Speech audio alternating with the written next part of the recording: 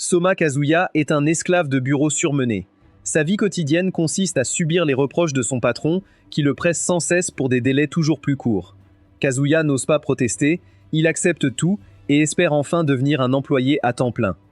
Mais ce rêve ne se réalise jamais, car son patron refuse de lui donner une augmentation. Avec un marché du travail saturé, Kazuya n'a d'autre choix que d'accepter son sort. Personne ne veut même l'embaucher comme stagiaire. Finalement, tout ce travail sans fin et les nuits blanches le rattrapent. Le corps de Kazuya lâche prise et il s'effondre au sol. À son réveil, il se retrouve assis sur une chaise, entouré de nuages, ressemblant à Ken Kaneki de l'anime Tokyo Ghoul. Kazuya regarde autour de lui pour trouver son riz, mais aperçoit plutôt une femme séduisante en tailleur. Elle se présente comme une déesse et lui annonce qu'il est mort. Sa cause de décès, il a simplement travaillé jusqu'à l'épuisement, ce qui fait de lui la personne idéale. Kazuya est encore confus et se demande si c'est une blague, mais la déesse ignore ses questions et lui dit qu'il faut 3 choses pour survivre. La première est un chat, car ils sont adorables, la seconde est l'amour, car l'amour est précieux.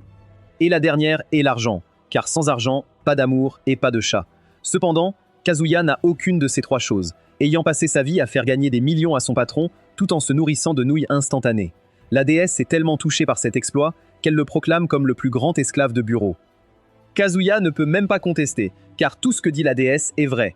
Mais même s'il le sait, il ne peut s'empêcher d'être blessé par ses remarques insultantes. Il se demande si c'est une forme de punition avant que son âme ne soit anéantie. Il demande donc à la déesse de détruire son âme pour qu'il puisse reposer en paix, car c'est sa première expérience de la mort et il déteste déjà ça.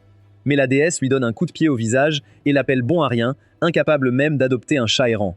Pendant que Kazuya apprécie la sensation de ses pieds doux, la déesse lui annonce qu'elle ne va pas anéantir son âme, mais le réincarner en héros dans un autre monde. Avant de l'envoyer dans ce nouveau monde, la déesse lui dit que le monde dans lequel il va se réincarner s'appelle le continent de Caraviel. Elle lui dit ensuite qu'elle s'appelle Omiru, mais que les gens aiment l'appeler administratrice, un nom courant pour les dieux dans ce monde. Puis, elle le pousse à travers une porte qui le fait tomber directement dans le continent de Caraviel. Rapidement, Kazuya se retrouve en chute libre, et juste avant d'être écrasé, une pâle copie d'Erza Scarlet le rattrape et lui demande si la déesse ne lui a pas donné de compétences de vol. Kazuya n'est pas en état de répondre, trop occupé à absorber le choc d'être réincarné dans un monde fantastique. Il s'attendait à commencer son nouveau voyage dans un joli village paisible. Mais au lieu de cela, il se retrouve en plein milieu d'une bataille de siège où des forces démoniaques tentent d'envahir le dernier fort de l'humanité, défendu par une seule personne, la femme qui l'a sauvé, connue sous le nom de Général Helga. Kazuya s'inquiète pour son avenir après avoir vu l'état de la ville, qui n'a même pas de rue pavée. De plus, toute la population de la ville est composée de personnes âgées, de femmes et d'enfants, car tous les hommes valides sont déjà morts dans la guerre. Kazuya se tourne vers Helga, qui semble très confiante face au siège. Il lui demande si elle a des plans. Helga répond en écrivant une équation au tableau. Son armée compte 100 soldats, tandis que le Seigneur Démon en a 100 000. Donc, si chaque soldat de son armée peut vaincre 1000 ennemis, ils pourront facilement battre l'armée du Seigneur Démon. Kazuya lui fait un pouce en l'air sarcastique après avoir entendu sa réponse, mais Helga le prend pour un compliment sérieux et commence à rougir. Mais Kazuya a une autre question. Comment une personne normale peut-elle survivre contre 1000 démons? Helga répond encore une fois avec un air sérieux qu'il suffit de ne pas mourir. Kazuya laisse cette simple d'esprit profiter des éloges, car il sait qu'elle n'a plus rien dans la tête. Tout en savourant les compliments sarcastiques, un gros gamin à proximité attrape les vêtements de Kazuya et lui demande si la déesse sera en colère contre lui s'il meurt avant de vaincre 1000 ennemis. Avant que Kazuya puisse répondre, Helga rappelle aux garçons qu'ils doivent faire tout ce que la déesse leur dit, même si cela signifie manger de la merde. Kazuya lui pointe du doigt et lui dit qu'il ne mangera pas de merde. Il se tourne alors vers le gros enfant, lui tire les joues et lui assure qu'il sera en sécurité. Mais il lui conseille aussi de manger des légumes, car il devient trop gros et les monstres adorent manger les gros. Après avoir taquiné le gamin, Kazuya dit à Helga qu'ils n'ont pas besoin de pousser les gens vers leur mort certaine, car la déesse l'a envoyé ici avec un plan. À ce moment-là, le Seigneur Démon arrive en ville avec son armée. Il s'apprête à lancer l'attaque, mais son secrétaire l'arrête et lui dit que le héros de l'armée rebelle veut se rendre. Le Seigneur Démon est amusé et veut voir ce que le héros prépare, alors il attend. Quelques instants plus tard, Kazuya et Helga arrivent sur le champ de bataille, et Kazuya commence déjà à transpirer en voyant la silhouette démoniaque du Seigneur Démon. Mais Helga, de son côté, ne perd pas de temps et attaque le Seigneur Démon avec l'intention de le tuer d'un coup. Mais avant qu'elle n'atteigne la tête du Seigneur Démon, Kazuya la pousse au sol et s'agenouille devant le Seigneur Démon pour se rendre. Cependant, à la surprise de Kazuya, le Seigneur Démon refuse d'accepter sa reddition car il n'a pas besoin d'un héros inutile. Au lieu de cela, Le seigneur démon se tourne vers Helga et lui donne une autre chance de le défier. Helga accepte le défi et saisit son épée pour se préparer à une nouvelle attaque. Pendant ce temps, Kazuya se cache rapidement dans les buissons, et alors qu'il se demande si elle pourra vaincre le seigneur démon, la déesse lui a dit qu'Helga est la plus forte des épéistes, et si c'est un combat en 1 contre 1, elle pourrait même vaincre le seigneur démon. Cependant, la réalité est loin des paroles de la déesse, car même après avoir pris tout son temps pour charger son attaque, celle-ci est facilement arrêtée entre les 2 doigts du seigneur démon. Le seigneur démon est déçu par la force d'Helga et lui donne une autre chance, car il croit qu'elle se retient encore. Helga saisit cette dernière chance et cesse de se retenir. Comme Lee dans Naruto, elle libère ses liens démoniaques qui absorbaient ses pouvoirs magiques depuis tout ce temps. Elle lance ensuite les liens vers le seigneur démon, qui se retrouve piégé et commence à perdre ses pouvoirs magiques également. Cela rend Helga 100 fois plus forte qu'avant, ce qui effraie même le secrétaire du seigneur démon, qui se cache aussi dans les buissons aux côtés de Kazuya, qui se cache déjà depuis le début. Elle demande aussi à Kazuya que si Helga parvient à vaincre le seigneur démon, il devrait lui dire qu'elle l'a toujours admiré.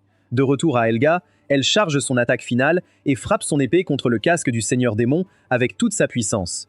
Kazuya crie au seigneur démon d'être prudent, mais il est déjà trop tard, alors que l'énergie magique explose en d'innombrables lumières brillantes qui enveloppent complètement le seigneur démon. Tous les monstres à proximité sont également pris dans l'explosion et sont réduits en cendres. Kalilir Kaduli est complètement épuisée après cette attaque et est triste d'être la dernière à rester debout vivante après toutes ces années.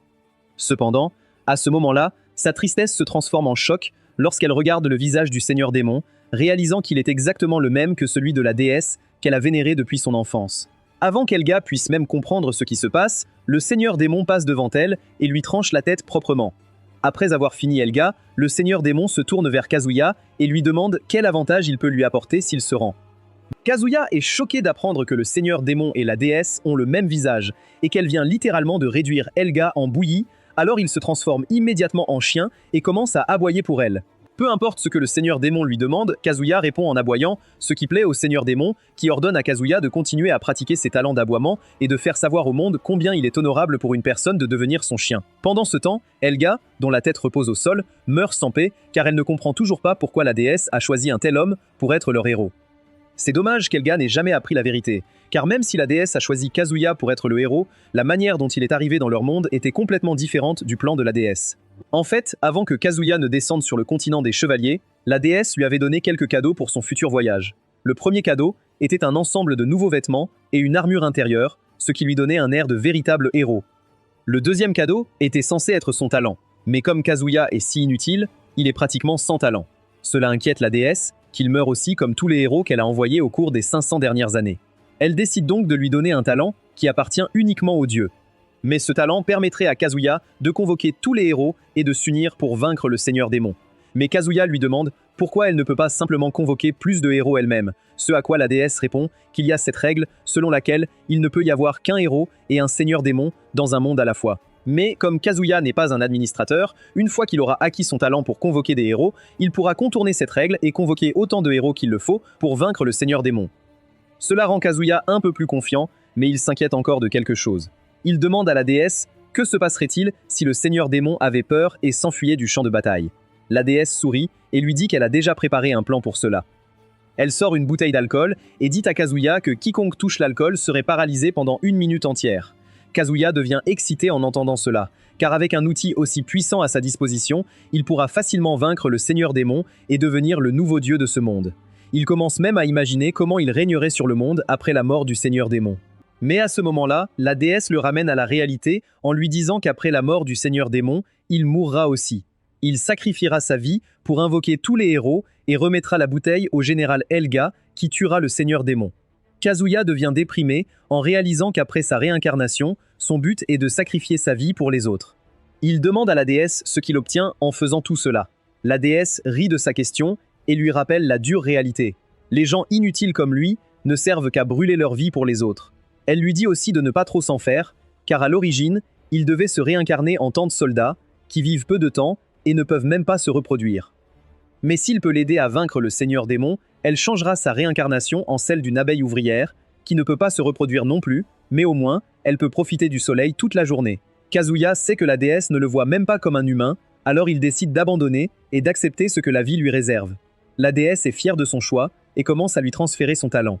Le processus est extrêmement douloureux, Kazuya souhaiterait être mort, s'il n'était pas déjà un homme mort. Après la livraison du talent, Kazuya commence à dégager une aura étrange et mortelle.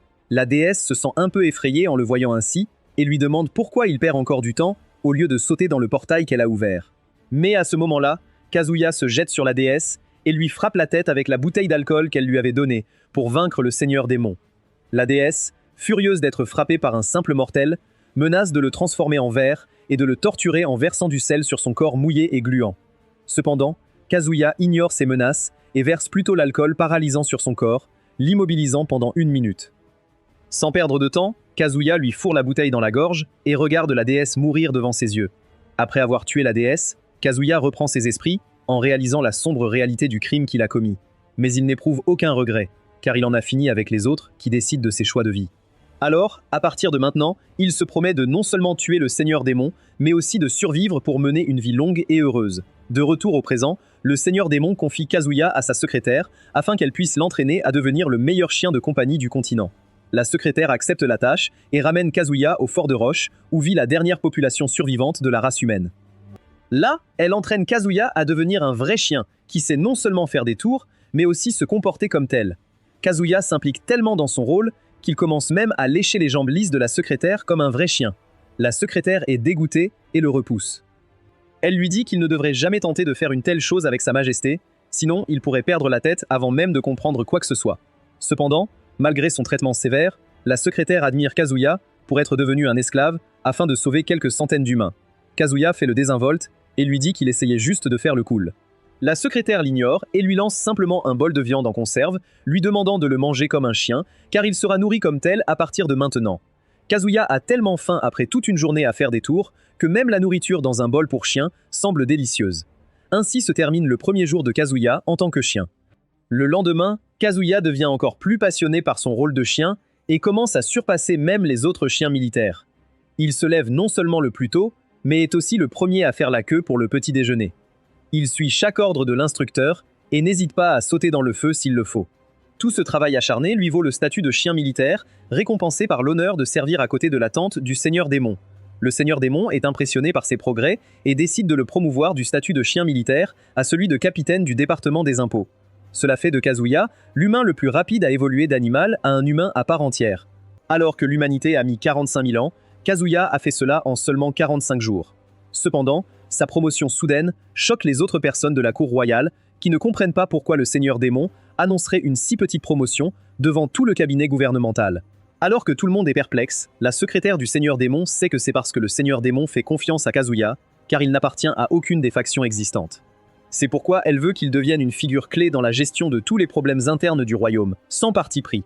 Cette promotion choque également Kazuya, qui commence à s'inquiéter que d'autres personnes soient jalouses de lui pour toute l'attention qu'il reçoit. Il est aussi surpris par la ruse du Seigneur Démon, car s'il réussit, les habitants du royaume loueront le Seigneur Démon pour ses décisions intelligentes. Mais s'il échoue dans ses devoirs, les habitants du royaume le pendront pour incompétence. Kazuya réalise que cela n'est pas différent de sa vie précédente en tant qu'esclave d'entreprise. C'est quelque peu déprimant, mais il est tout de même heureux, car même une petite promotion comme celle-ci est suffisante pour un sous-fifre comme lui. Avec un esprit positif, Kazuya entre dans son bureau où 2 jolies elfes l'accueillent. Elles prennent ses mains et l'emmènent pour lui montrer les lieux. Kazuya n'a jamais tenu la main d'une femme, donc un acte comme celui-ci suffit à le faire crier. Kazuya commence même à penser au nom de leurs futurs enfants, mais à ce moment-là, les elfes le ramènent à la réalité, lui demandant de signer des papiers pour elle. Après avoir signé, il est conduit dans la cour pour son exécution. L'elfe blonde lui dit froidement qu'un chien comme lui n'a pas sa place comme capitaine de leur département des impôts. Kazuya ne résiste pas et sourit largement en répétant les célèbres paroles de Gold Roger de One Piece. Mais avant qu'il ne termine son discours, les gardes le poussent au sol et lui ordonnent de se taire. Kazuya veut se plaindre aux ressources humaines pour harcèlement excessif, mais malheureusement, cela n'existe pas dans ce monde. Pendant ce temps, le responsable de ce plan sort et se présente comme Graffino, le pur sang des elfes. Graffino essaye d'affirmer sa domination sur Kazuya en l'appelant un sous-homme, mais à ce moment-là, un fort coup de vent lui fait tomber sa perruque, révélant un crâne chauve. Alors que Graffino essaie de retrouver son aura en recollant sa perruque, Kazuya se souvient de l'avertissement que la secrétaire du Seigneur Démon, Black Marie, lui a donné après sa promotion. Elle lui a spécifiquement dit de se méfier d'un homme nommé Graffino, qui essaie de devenir le directeur du département des impôts depuis des années. Kazuya sait que Black Marie ne lui aurait pas dit cela sans avoir des plans pour lui. Black Marie loue son intelligence et lui dit qu'elle a élaboré 2 plans pour lui. Le premier est assez simple. Si Grafino essaye de le harceler avec son autorité, elle conseille à Kazuya d'utiliser la force brute pour surmonter son harcèlement. Kazuya suit le plan et commence à critiquer Grafino et sa calvitie. Cela met Grafino en colère, car il peut supporter toutes les insultes sauf celles concernant ses zones chauves. Il ordonne donc immédiatement aux gardes d'exécuter Kazuya. Mais Kazuya ne fléchit même pas et commence à rire comme un fou. Il rappelle à Grafino qu'il a d'abord été retenu par une véritable déesse. Après avoir échappé à cela, il a été envoyé dans un camp militaire pour s'entraîner pendant 1 mois avec les chiens d'élite de l'armée personnelle du Seigneur Démon. Après tous ces événements fous, même Kazuya n'est pas sûr de sa puissance. Donc, sans perdre de temps, Kazuya se libère de ses menottes et charge les gardes d'exécution qui essaient de le tirer avec leurs fusils. Cependant, Kazuya semble avoir maîtrisé le haki de l'observation, donc il esquive toutes les balles et met à terre le garde avec une prise de lutte. Après avoir mis le garde à terre, Kazuya prend son fusil et tire sur l'un des 2 autres gardes, puis frappe le dernier à la tête avec la crosse. Grafino est choqué de voir Kazuya abattre si facilement ses 3 gardes. Il ordonne immédiatement à l'elfe blonde de tirer sur Kazuya avant qu'il ne puisse les toucher. Mais avant que l'elfe puisse tirer, Kazuya lance le fusil vide vers la tête de Grafino, qui passe à côté de sa tête, lui faisant tomber sa perruque encore une fois. Grafino est furieux d'avoir son crâne chauve révélé une seconde fois, alors il sort son pistolet personnel et commence à tirer à l'aveugle vers Kazuya. Cependant, Kazuya esquive facilement toutes les balles avec son haki de l'observation et se téléporte juste devant le visage de Grafino et le met à terre. Tout le département des impôts est choqué de voir cela et se soumet immédiatement au puissant chien royal, Kazuya. Ou du moins, c'est ce que Kazuya avait imaginé. Mais Grafino commence aussi à rire de lui, car il ne s'attendait pas à ce que Kazuya tombe si facilement après tout ce discours hautain. Grafino sort son pistolet et tire un coup de semonce qui passe près de la tête de Kazuya. Il avertit Kazuya que la prochaine fois, ce sera sa tête. S'il ne s'agenouille pas et ne aboie pas comme un chien, tout comme il l'a fait devant le Seigneur Démon. Les subordonnés de Kazuya lui conseillent aussi d'accepter l'humiliation, car il n'y a rien de mieux qu'une chance de vivre. Cependant, Kazuya reste nonchalant et leur répond que la raison pour laquelle il est devenu un chien est que personne d'autre ne devrait le faire. Grafino se sent en colère, car même face à la mort, l'aura de Kazuya est bien plus grande que la sienne. Il se demande si c'est parce qu'il a été un peu trop littéraire. Alors il décide de ne plus faire de manière et de se débarrasser de ce chien d'humain. Cependant, à ce moment-là, Kazuya active aussi son plan, qui est de demander de l'aide. Mais il n'appelle pas n'importe qui. Il appelle ses camarades avec qui il s'est entraîné 1 mois entier. Bientôt, l'aboiement de Kazuya atteint les oreilles sensibles des chiens personnels du Seigneur Démon. Grafino est choqué de voir les chiens du Seigneur Démon venir sauver Kazuya, car il ne peut pas croire qu'il les contrôle. Kazuya lui rappelle qu'il ne les contrôle pas, mais qu'ils sont ses camarades. Grafino est terrifié pour sa vie, mais il se souvient que Kazuya a signé des papiers pour rejoindre le bureau des impôts. Cela signifie qu'il n'a plus rien à voir avec le Seigneur Démon. L'elfe blonde lit le papier et réalise que Kazuya n'a jamais écrit son propre nom. Kazuya lui dit que c'était le nom qu'il avait prévu pour leurs enfants, mais que ce moment ne se réalisera jamais. L'elfe aux cheveux blancs la console en lui rappelant que tous les spectateurs de cette vidéo sont tout aussi seuls. Pendant ce temps, Grafino essaie de limiter les dégâts en plaisant à Kazuya.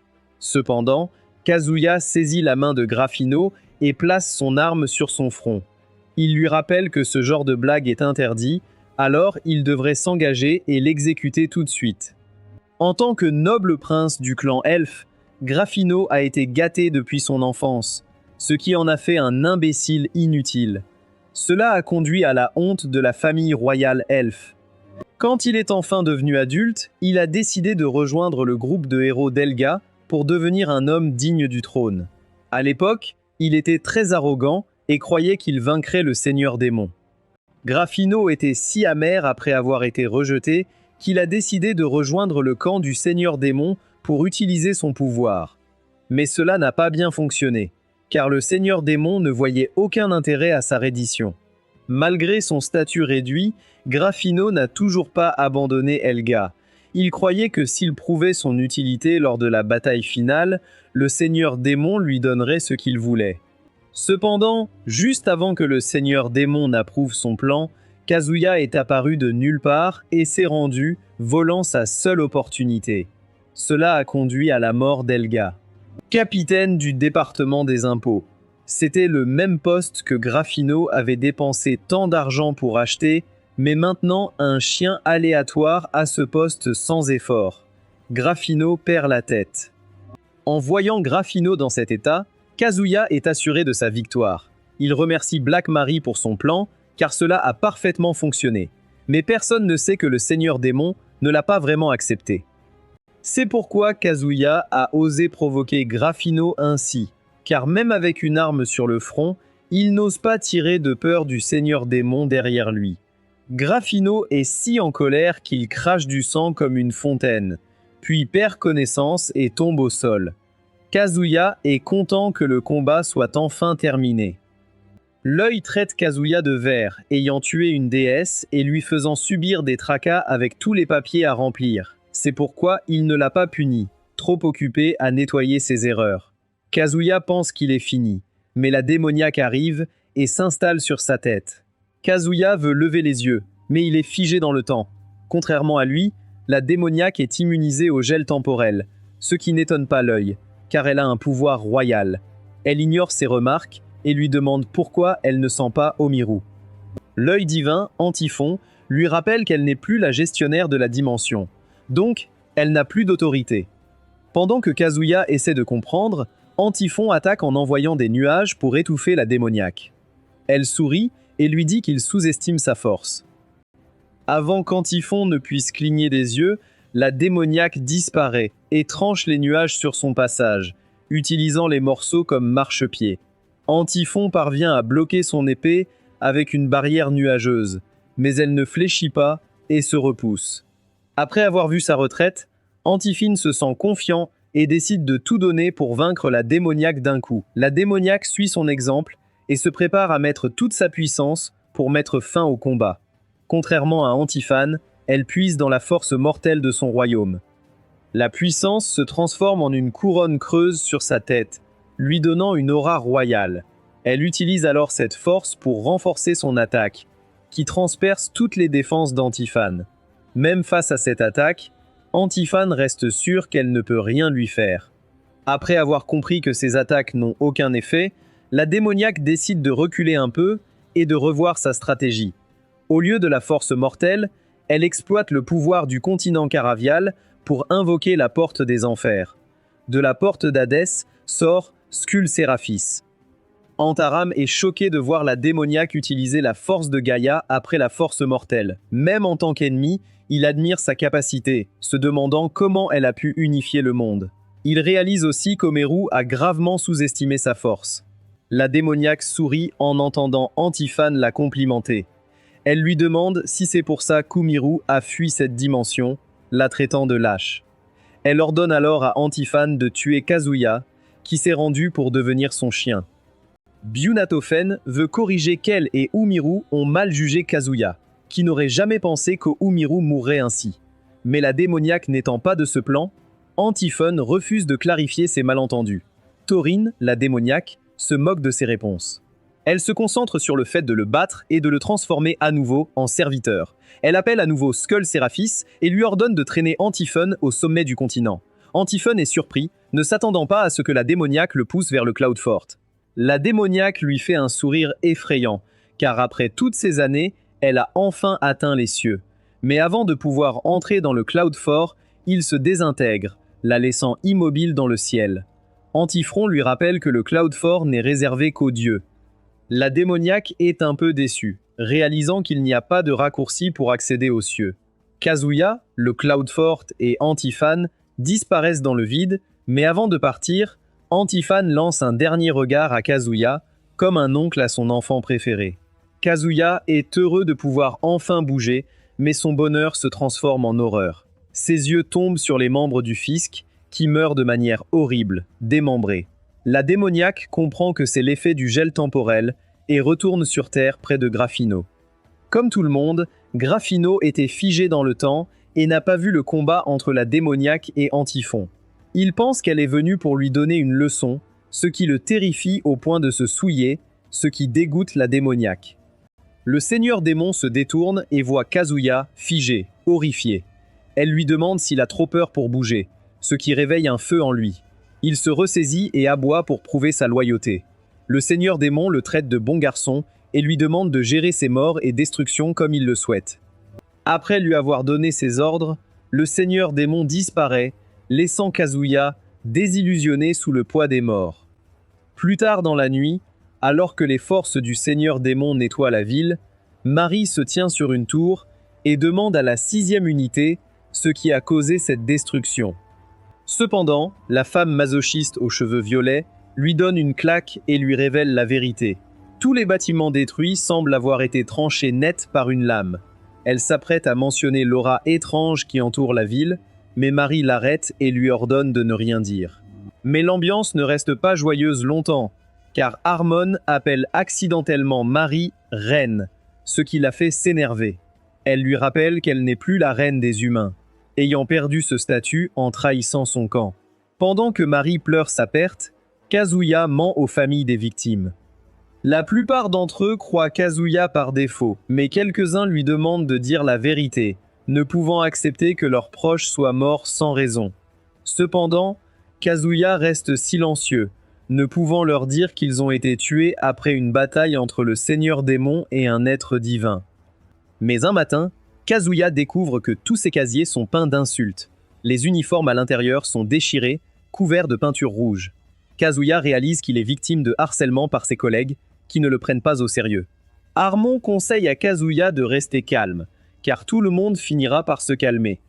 Kazuya regarde Harmon, qui était autrefois craint dans le département des impôts, mais qui a perdu sa famille après une bagarre avec un noble. Alors qu'Harmon prône le calme, la masochiste Mérite a une autre idée. Elle demande à Kazuya si elle doit trouver le coupable et le faire punir. Kazuya se souvient qu'elle était autrefois l'une des plus belles filles d'un quartier chaud, mais travaille maintenant au département des impôts. Kazuya fait confiance aux paroles de Marie, car Mérite a effectivement les atouts, mais il rejette leurs opinions, préférant gérer les choses à sa manière. Il remarque qu'un gars rit beaucoup, alors il s'approche et lui donne une claque.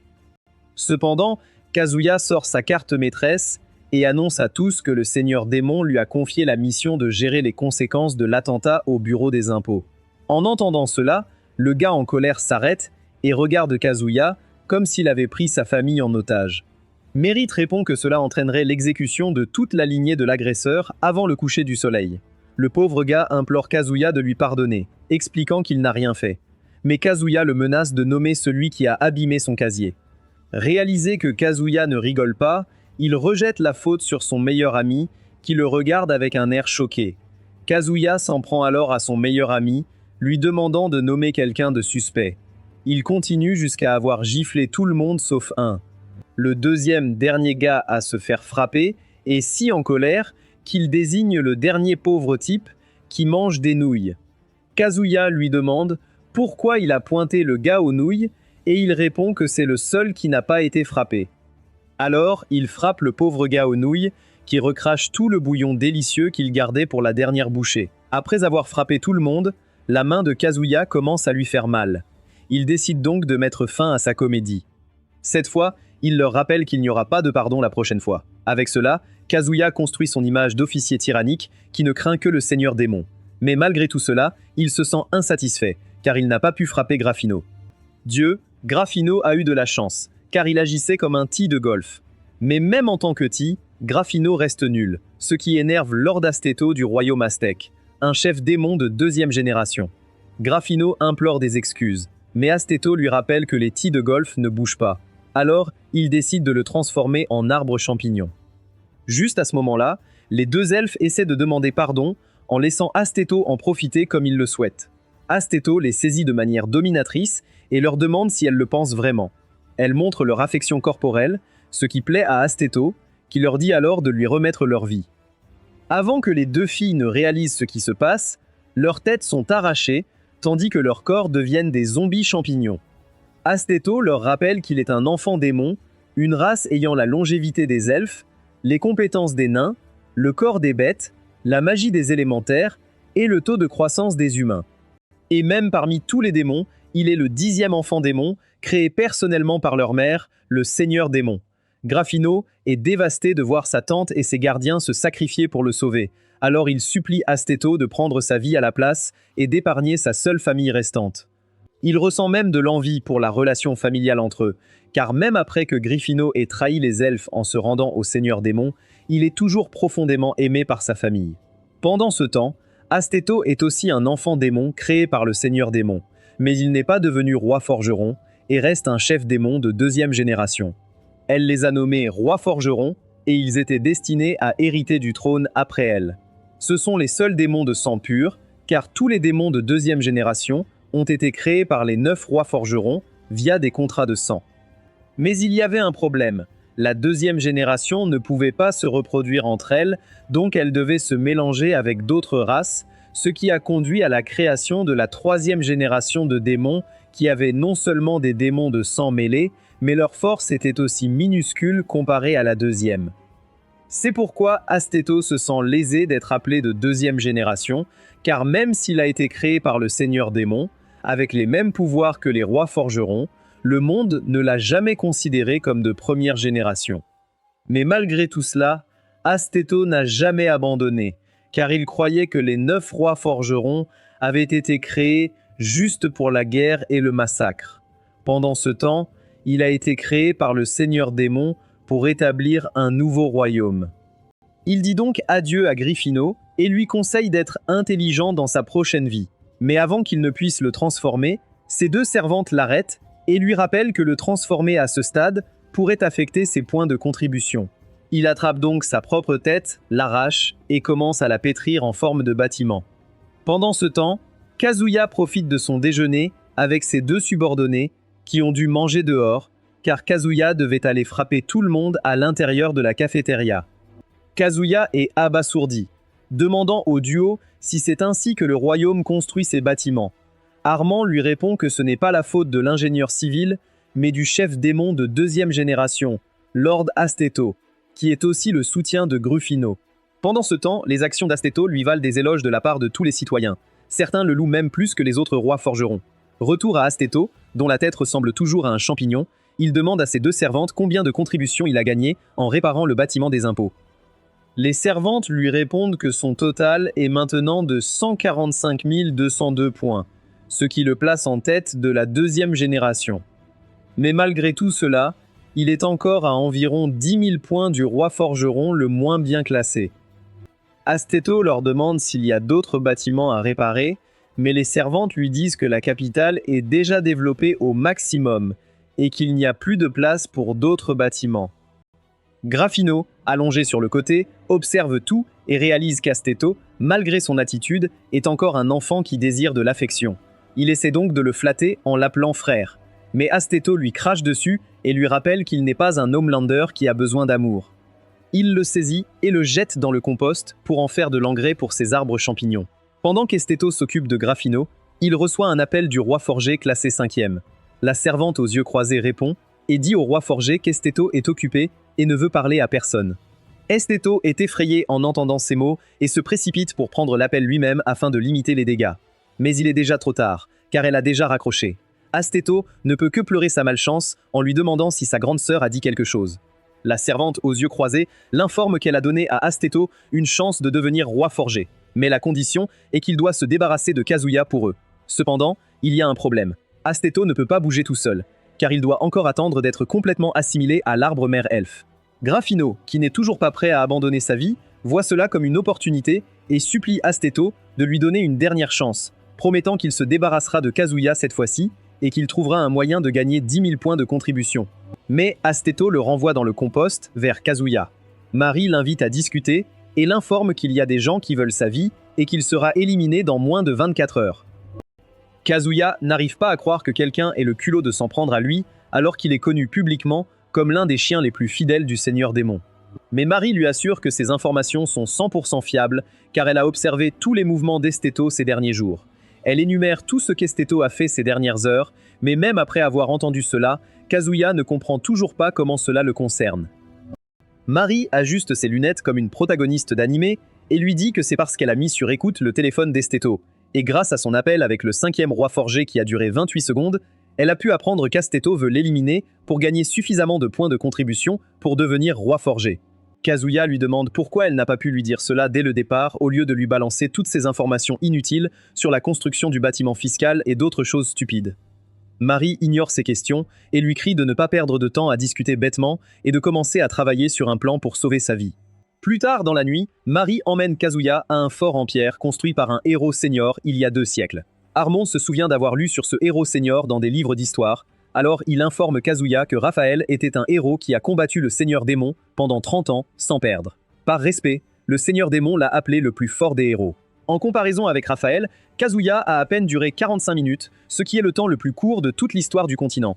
Kazuya se sent gêné en entendant son triste record, alors il essaie de sauver la face en corrigeant Marie en disant qu'il est le héros le plus sage parce qu'il savait que personne ne pouvait battre le Seigneur Démon. Il a donc rapidement capitulé et est devenu le premier héros à gagner le plus de temps. Son explication pousse même ses subordonnés à se mettre la main sur le visage, mais il sourit aussi car c'est ce qui rend leur capitaine si grand. Armand veut suivre Kazuya jusqu'à sa mort, mais il donne à Mérite une chance de s'échapper car elle n'a pas à mourir avec lui. Mais Marie lui dit qu'il serait mort aux mains de Grafino s'il n'y avait pas eu Kazuya. Mais Armand lui rappelle qu'il ne serait même pas dans cette situation si Kazuya n'avait pas été leur capitaine. Finalement, ils décident tous les deux de suivre Kazuya, car contrairement à d'autres capitaines qui les ont humiliés à cause de leur passé, Kazuya ne s'en souciait pas et leur a donné le respect qu'ils méritaient. Cependant, Kazuya leur rappelle qu'un combat entre gros calibres, les petits comme eux vont souffrir terriblement. Il leur demande donc de rester en arrière et de le laisser gérer tout. Mais quand l'équipage insiste encore, Kazuya n'a d'autre choix que de leur dire ses véritables sentiments. Il leur dit que depuis qu'il est arrivé dans ce monde, il a été dans de nombreuses situations terribles, mais chaque fois qu'il a dû prendre des décisions difficiles, et chaque fois que des gens ont perdu la vie, c'est pourquoi il ne veut pas voir des vies innocentes perdues, surtout pas celles de ses chers subordonnés. Pendant que Kazuya fait un discours émouvant près de la barrière de l'arbre mère elfe, qui est maintenant un arbre champignon, Grafino est choqué d'apprendre que l'assassin le plus redoutable de l'équipe de héros de Helga est toujours en vie. De plus, Asteto l'a convoqué au royaume pour assassiner Kazuya, pour une récompense de 100 000, à condition qu'Aimo ne révèle à personne qu'Asteto lui a ordonné d'éliminer Kazuya. M accepte la mission, car tout le monde dans le monde le connaît comme le chien le plus fidèle de Helga, donc se venger en son nom ne surprendra personne. De retour au bastion, Marie cache Kazuya à l'intérieur du fort, tandis que ses soldats montent la garde, abattant tous ceux qui osent s'introduire. Un de ces intrus est un assassin sous les traits d'une servante. Lorsque les gardes essaient de l'arrêter, elle soulève sa jupe, ce qui les aveugle tous. Elle profite de cette occasion pour sortir ses lames cachées et abattre les 3, tout en proclamant que la prime sur Kazuya sera sienne. Mais juste à ce moment-là, elle trouve un canon de fusil pointé sur elle. Avant même qu'elle puisse réagir, le garde tire et la suite appartient à l'histoire. Il informe Marie que tout est sous contrôle et que le fort est sécurisé. Marie les félicite pour leur bon travail et raccroche. Kazuya est stupéfait par une telle sécurité et se sent mal d'avoir renvoyé ses subordonnés, car c'était une excellente occasion de cultiver son aura. Alors que Kazuya se sent abattu, Marie est heureuse d'avoir enfin l'occasion de montrer son aura devant lui. Kazuya lui demande pourquoi ses soldats sont si forts, et elle répond qu'ils sont des super soldats modifiés génétiquement qui n'acceptent d'ordre que d'elle et du Seigneur Démon. Kazuya commence à remercier le Seigneur Démon d'avoir envoyé de si forts soldats pour le défendre, et se promet de prouver qu'il est son chien le plus fidèle. Mamori se fâche contre lui pour avoir loué le Seigneur Démon, car c'est elle qui a ordonné ses soldats pour le protéger. Sinon, le Seigneur Démon ne sait même pas qu'Asteto essaie de l'attaquer. L'attitude hautaine de Marie énerve Kazuya, qui lui rappelle que le Seigneur Démon est déjà intervenu personnellement pour le sauver, donc peu importe si elle n'a pas ordonné les soldats. Pour justifier son raisonnement, Kazuya termine ses mots, réalisant qu'il a fait une grosse erreur. Il lève les yeux et trouve Marie le fixant avec des yeux rouges. Elle lui rappelle qu'il lui avait dit qu'il ne savait pas pourquoi le Seigneur Démon était apparu au département des impôts. Et qu'il ne sait pas pourquoi le bâtiment des impôts a explosé. Marie le menace de lui dire la vérité sur ce qui s'est réellement passé, car après cet incident, le Seigneur Démon a disparu du public et n'est pas sorti de la tour astrale depuis des jours. Bien qu'il connaisse la vérité, Kazuya hésite encore à lui dire. Ainsi, elle deviendra sa complice dans le crime, et il aura des éléments pour la faire chanter à l'avenir. Mais il n'oublie pas de cultiver un peu son aura sur la façon dont le Seigneur Démon est venu le sauver. Alors qu'il est emporté, il maudit Marie d'être une menteuse et de ne pas l'avoir protégée, même s'il lui a dit la vérité. Il y a quelque temps, près de l'arbre mère elfe, Asteto ordonne à la servante aux yeux croisés de trouver la position de Kazuya. Asteto envoie rapidement ses spores de champignons pour infiltrer le fort par les conduits et marquer la position de Kazuya. Une fois cela fait, il ordonne à la servante de découper tout le bâtiment, mais sans nuire à Marie, la secrétaire du Seigneur Démon. La blonde super soldate Fi essaye de sauver Kazuya, mais son bras est arraché car la force d'attraction est trop forte. Malgré cela, il continue de s'accrocher à la section du sol car Marie n'a pas encore ordonné de quitter Kazuya. De retour à l'unité 6, ils savourent un repas gourmet quand soudain, ils entendent le cri de leur capitaine. Harmon trouve le cri de leur capitaine agréable à écouter pendant leur dîner. Mais Marie, elle, attrape juste le panda et monte sur son dos pour aller sauver le capitaine. Pendant ce temps, Astetto apprécie que son plan avance dans la bonne direction, quand soudain, il reçoit un appel de Marie. Elle le prévient de ne pas toucher un seul cheveu de Kazuya, sinon elle dira au Seigneur Démon qu'il a ordonné l'assassinat de son chien préféré. Le sourire d'Astetto s'efface alors qu'il réalise que ce n'était pas comme ça que son plan devait se dérouler. Il ment à Marie en disant qu'il essayait juste de rénover le fort quand il a remarqué que quelqu'un était coincé sur la pièce qu'il déplaçait. C'est pourquoi, avant que cette pièce ne s'écrase, il a utilisé ses pouvoirs de champignon pour adoucir leur atterrissage. Brie ne comprend pas de quoi il parle. Alors elle lui demande simplement ce qu'il prévoit de faire avec Kazuya. De retour à Kazuya, lui et Feif atterrissent dans la carrière, où il commence soudain à pleuvoir fortement. Les assassins réalisent que F1 est aussi tranchant que des lames, et se conseillent de ne pas le toucher. Mais malgré cela, leur rang continue de s'amincir, ce qui pousse certains à tenter de fuir, mais leur patron élimine quiconque ose s'enfuir. Cela force les assassins à avancer vers leur mort inévitable, espérant surprendre F1 et prendre Kazui. Cependant, Kazui ne leur laisse pas cette chance. Il saute d'un endroit à l'autre, tandis que F1 les découpe tous. Mais à la fin, F1 est pris au dépourvu quand quelques assassins l'attachent avec des chaînes et l'électrocutent pour l'immobiliser. Pendant ce temps, leur patron s'approche discrètement et attaque F1 par derrière en enfonçant l'épée maudite dans le dos de F1. L'épée maudite affaiblit F1 qui ne peut plus bouger. Kazuya essaye d'aider F1 en mordant la jambe du patron assassin, ce qui lui fait lâcher son épée. Mais les assassins accourent rapidement pour aider leur patron en donnant des coups de pied sur la tête de Kazuya pour l'éloigner. Cependant, peu importe combien de fois il est frappé, Kazuya ne bouge pas et garde ses dents enfoncées dans la chair du patron assassin. Toutes les blessures sur la tête de Kazuya entraînent des dommages cérébraux, le faisant parler avec lui-même dans sa tête. Tous les Kazuya dans sa tête se disputent sur ce qu'il devrait faire pour sortir de cette situation. Certains veulent que Kazuya s'enfuit et laisse F1 derrière, tandis que d'autres, plus héroïques, veulent qu'il sauve son partenaire.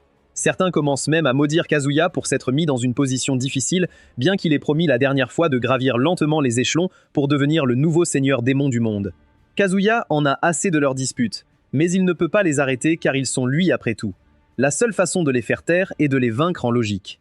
Il leur donne un exemple de son enfance sur son rêve de devenir astronaute. Mais au final, tout ce qu'il a pu devenir, c'est le plus fort esclave d'entreprise du monde. Cependant, cela ne signifie pas qu'il doit mourir parce qu'il n'a pas pu réaliser son rêve. Avant que Kazuya puisse continuer, un autre Kazuya le saisit et lui montre l'écran, lui disant que s'il ne fait rien maintenant, il pourrait vraiment mourir. Mais dans le monde réel, l'un des assassins prend un marteau-piqueur par frustration. Après avoir réalisé que Kazuya ne bouge pas avec de simples coups de pied, le patron assassin rappelle à l'assassin de ne pas slime Kazuya, car ce n'était pas dans leurs ordres. Mais l'assassin ne l'écoute pas et s'apprête à frapper avec le marteau, quand soudain, Kazuya mord à pleine puissance la jambe du patron et réussit à en arracher un morceau. Cela fait que le patron assassin lâche son épée maudite, permettant à F1 de libérer pleinement sa force en passant en mode Terminator. Son corps mécanique commence à tirer des lasers de partout, qui fondent quiconque et n'importe quoi. À la fin, tous les assassins meurent sous les lasers, ne laissant que leur patron, qui est également touché par F1, se déplaçant comme un Prime Homelander. Pendant ce temps, Marie est toujours au téléphone avec Estato, le menaçant de lui dire les coordonnées où il a envoyé Kazuya. Cependant, Estato fait l'ignorant et refuse de lui dire quoi que ce soit, proclamant qu'il a des dommages cérébraux et qu'il ne se souvient de rien ces jours-ci. Marie s'apprête à maudire sa mère, quand soudain, elle remarque les lasers de F1 qui tirent dans tous les sens au loin. Marie raccroche et ordonne immédiatement au reste des super soldats modifiés d'aller sauver Kazuya. L'un des super soldats rappelle à Marie qu'ils n'ont pas vraiment besoin d'aller après Kazuya, car F1 est assez fort pour le protéger tout seul. Cependant, le super soldat a tort, car les assassins que F1 vient de vaincre n'étaient que des pions utilisés pour forcer F1 à utiliser sa carte maîtresse. Car le véritable assassin est toujours Amegrim, qui faisait autrefois partie de l'équipe de héros d'Elga, mais il était aussi l'un de ses enseignants. Donc Kazuya n'est pas seulement coupable d'avoir tué tous ses étudiants assassins, qui étaient tous des orphelins qu'il a recueillis et a donné une nouvelle vie, mais il a aussi tué sans pitié Helga, qui avait un avenir si prometteur. Kazuya l'arrête immédiatement et corrige qu'il n'a pas tué Helga, mais qu'elle a défié le seigneur démon de son propre gré et est morte à cause de cela. Quant à ses autres étudiants, c'était de leur faute d'être dans le chemin de F1, qui essayait juste de le protéger. L'ancien Ame veut argumenter avec lui, mais Kazuya ne le laisse pas parler et continue à critiquer ses idéaux en l'appelant traître, qui a trahi la faction de la déesse pour s'allier avec un chef démon pour planifier une tentative d'assassinat contre lui. Kazuya va même jusqu'à l'appeler « vieil homme sénile » qui est devenu si vieux que son cerveau ne semble plus fonctionner correctement.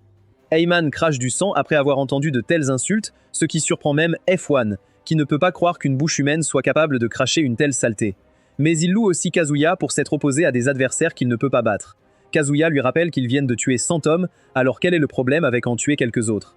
Cependant, F1 jette un seau d'eau froide sur toutes ses attentes, en lui disant qu'il ne peut en battre aucun, car ils sont bien trop forts. Kazuya commence soudain à regretter d'avoir ouvert la bouche, car cela finit toujours par transformer une mauvaise situation en une terrible. Pendant que Kazuya regrette ses choix de vie, M commence à lui expliquer le système de pouvoir de ce monde. Il utilise des marionnettes pour expliquer à Kazuya qu'un être de niveau 10 est aussi robuste qu'un taureau, tandis qu'un être de niveau 20 est aussi agile qu'un singe. Pour les niveaux 30 et 40, ils restent dans des attentes normales et ne sont pas aussi impressionnants. Mais tout change après le niveau 50, où le niveau de puissance explose. Kazuya commence à s'ennuyer après avoir entendu ces explications longues et ennuyeuses, et lui demande s'il ne peut pas sauter cette étape d'explication du niveau de puissance. M se sent très irrespecté et rappelle à Kazuya que pour une bonne construction du monde, les explications du système de pouvoir sont essentielles. Sinon, les spectateurs ne comprendront pas qui est fort et qui ne l'est pas. Kazuya ne peut pas vraiment argumenter contre cela, donc il décide de laisser ce point à M, qui continue son explication sur pourquoi F1 ne peut pas l'arrêter, lui et ses 7 élèves d'honneur. Il demande à F1 si c'est vrai que les lasers qu'il a lancés plus tôt étaient un coup unique, destiné à être utilisé comme atout. Kazuya supplie F1 de ne pas dire la vérité, mais il est difficile de faire mentir un robot, donc F1 dit à M qu'il a raison. Arium se sent satisfait après avoir entendu sa réponse, et envoie ses 7 élèves d'honneur pour vaincre F1 et capturer Kazuya. Cependant, F1 envoie rapidement Kazuya au sommet de la falaise à l'aide d'un chariot à proximité, puis coupe le câble pour que personne ne puisse l'atteindre sans d'abord le vaincre. Orim loue l'esprit vif de F1, car les êtres de niveau inférieur à 50 ne peuvent pas voler, ce qui rend Kazuya très en sécurité au sommet de la falaise. Le premier élève de F-Flim à entrer en bataille est une copie de Griffin, qui est aussi son meilleur élève au niveau 49. Mais avant que le pauvre gars puisse faire quoi que ce soit, F1 lui fait 10 trous dans le corps avec une arme que Kazuya lui avait secrètement donnée avant leur combat contre les assassins. Le deuxième combattant est le quatrième élève de F-Flim, qui est un aspirant lutteur de sumo dont le corps est aussi dur que l'acier, ce qui fait que les balles ricochent après l'avoir touché. Mais l'effet secondaire d'une telle durabilité est sa faible force, qui n'est même pas capable de laisser une marque sur le corps de F1. Pour se débarrasser du lutteur de sumo, F1 met le canon de son arme dans sa bouche, car peu importe à quel point sa coquille extérieure est dure, il n'y a aucun moyen que ses entrailles soient aussi solides. Mais avant qu'il ne puisse tirer, le cinquième élève tranche son arme en deux avec son épée aiguisée. Son épée aiguisée menace même F1, qui attrape immédiatement le lutteur de sumo et l'utilise comme bouclier pour arrêter l'épée du numéro 5. Pendant que F1 est occupé à se battre contre le numéro 4 et le numéro 5, le numéro 1, qui était censé être mort, se relève à nouveau et se précipite vers F1 avec des dynamites à la main. Adat Minhin révèle que le numéro 1 a une super régénération. C'est pourquoi même après l'explosion, il sortira vivant et en pleine forme. Kazuya regarde tout cela d'en haut et commence à s'inquiéter pour F1. Il espérait que Marie viendrait les sauver, mais même après avoir attendu tout ce temps, il n'y a toujours aucun signe de renfort. Cependant, Kazuya ne sait pas que le renfort est déjà parti depuis un moment. Mais l'atteindre est une tâche difficile, car Aemish a placé des assassins sur chaque route. De plus, les super soldats que Marie a envoyés en renfort, tous les trois sont bien plus faibles comparés à F1, qui était le seul véritable super soldat génétiquement modifié. Cela amène Marie à se demander si ces trois ont été engagés par népotisme, car il n'y a pas moyen que des super soldats puissent être aussi faibles. Alors que Marie maudit les super soldats, leur adversaire, qui est la 10e élève d'Emgrim, maudit aussi son professeur. Bien qu'elle soit une élève du top 10 avec une force immense, elle n'a toujours pas été autorisée à rejoindre l'équipe de chasse à Kazuya, et à la place, elle a été envoyée ici dans la forêt pour empêcher les sbires de Kazuya de venir la sauver. Cependant, après avoir entendu ses frustrations, Merit ne peut s'empêcher de lui demander pourquoi elle les poursuit encore. Si c'est leur capitaine qu'elle veut traquer, mais les mots de Merit n'ont fait qu'antagoniser davantage le numéro 10, qui lui dit qu'elle ne sait rien d'elle. Merit s'apprête à se retourner pour l'insulter, quand soudain son pied se coince dans une pierre, et elle trébuche au sol. Le numéro 10 ne perd pas cette occasion, et s'apprête à transformer Merit en galette écrasée, quand soudain Harmon apparaît de nulle part et l'empêche de piétiner Merit. Il y a un moment, Harmon a suivi Merit dans la forêt pour sauver Kazuya. Cependant, quand ils sont arrivés là-bas, ils ont vu les lasers voler dans le ciel, ce qui les a effrayés et les a poussés à changer de route. En chemin, ils ont rencontré les 3 super soldats, mais ils ne savaient pas qu'ils étaient des imposteurs et non aussi forts que leur frère F1. Donc, ils les ont suivis avec plaisir. Mais quand est enfin venu le temps de combattre les assassins, tous les 3 ont été facilement vaincus, ce qui a forcé Merit et Harmon à fuir. Cependant, Harmon était lent et a été attrapé par le numéro 10, qui a choisi de lui accorder sa clémence après qu'il ait supplié pour sa vie. Mais quand Harmon a vu que le numéro 10 visait Merit, il a d'abord essayé de les ignorer, mais ensuite il a pensé à sa fille et a réalisé que si elle savait que son père avait abandonné une jeune fille pour mourir, elle ne lui pardonnerait jamais. Harmon a cessé de se soucier de sa vie et a sauté devant le numéro 10 pour l'empêcher de piétiner Merit. Les coups font tomber Harmon, mais avant qu'il ne perde connaissance, il ordonne à Merit de fuir et de le laisser derrière. Cependant, Merit ne peut pas simplement le laisser derrière après qu'il ait mis sa propre vie en danger pour la sauver. Elle se souvient aussi de la façon dont Harmon l'a toujours traité avec de la nourriture, mais quand elle lui a demandé pourquoi il faisait cela, sa réponse était assez simple. C'est parce que son visage lui rappelle sa fille. Mera ne sait pas pourquoi elle se souvient de ce moment précis, mais elle sait qu'elle ne peut pas le laisser mourir ici. Elle abandonne donc sa façade et ordonne à Panda de s'en prendre au numéro 10. Mais le panda attrape sa jambe en l'air et la soulève pour la secouer en boule. Il la lance pour tester sa capacité à rebondir, et quand il en a fini, il la jette au sol à travers un cerceau imaginaire. Après ça, le numéro 10 est complètement KO. Le numéro 10 sait qu'elle est finie, alors elle commence à provoquer Merit en lui disant qu'elle est si gaie qu'elle ne peut même pas tirer droit. Juste à ce moment-là, une fille aux cheveux rouges près d'Em entend un coup de feu et informe son professeur. Après avoir appris cela, M dit rapidement à ses autres élèves de terminer le combat. Les premiers à agir sont le numéro 3 et le numéro 7, qui utilisent leur rapidité et leur style furtif pour gagner du temps pour le numéro 1. Le numéro 3 réalise qu'ils sont cuits, alors il décide d'enlever son masque et confesse au numéro 7 qu'il a toujours aimé ses oreilles de chat et qu'il a toujours souhaité l'épouser. Avec ça, tous les 7 meilleurs élèves sont rassemblés pour faire face au numéro 1 et lui apporter la tête de Kazuya. Pendant ce temps, dans la forêt, Merit tire après avoir été provoqué par le numéro 10. Le numéro 8 dit à Merit que puisqu'elle s'est mêlée de son combat contre le numéro 10, elle laissera l'un d'eux s'échapper. Sauf le panda, qu'elle ne tuera pas car elle aime les choses mignonnes. Cela place sa force même au-dessus des 7 meilleurs élèves. C'est pourquoi il demandait toujours à M pourquoi le numéro 8 était si mal classé.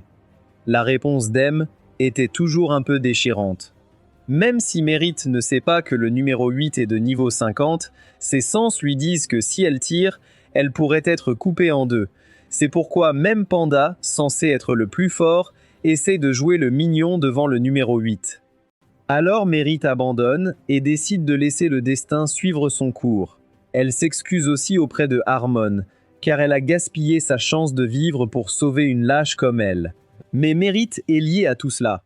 Elle ne veut plus jouer à ces jeux où une personne doit mourir pour en sauver d'autres. Elle décide donc d'abandonner sa façade une deuxième fois. Elle utilise son pouvoir spirituel pour une fois depuis longtemps pour agrandir son pistolet, qu'elle pointe vers le numéro 8. Mais avant que le numéro 8 puisse bouger, Merit sort une autre arme et la pointe vers le numéro 10 blessé. Cela ramène le numéro 8 à l'un de ses premiers souvenirs d'enfance. Elle se souvient comment elle a été formée par AIM pour être l'assassin parfait. Mais elle détestait ça. AIM a essayé de lui laver le cerveau en lui disant de voir toutes ses cibles comme du bétail. Ainsi, elle ne ressentirait rien en les tuant. Il a essayé de lui faire croire que le monde fonctionne selon la loi de la jungle.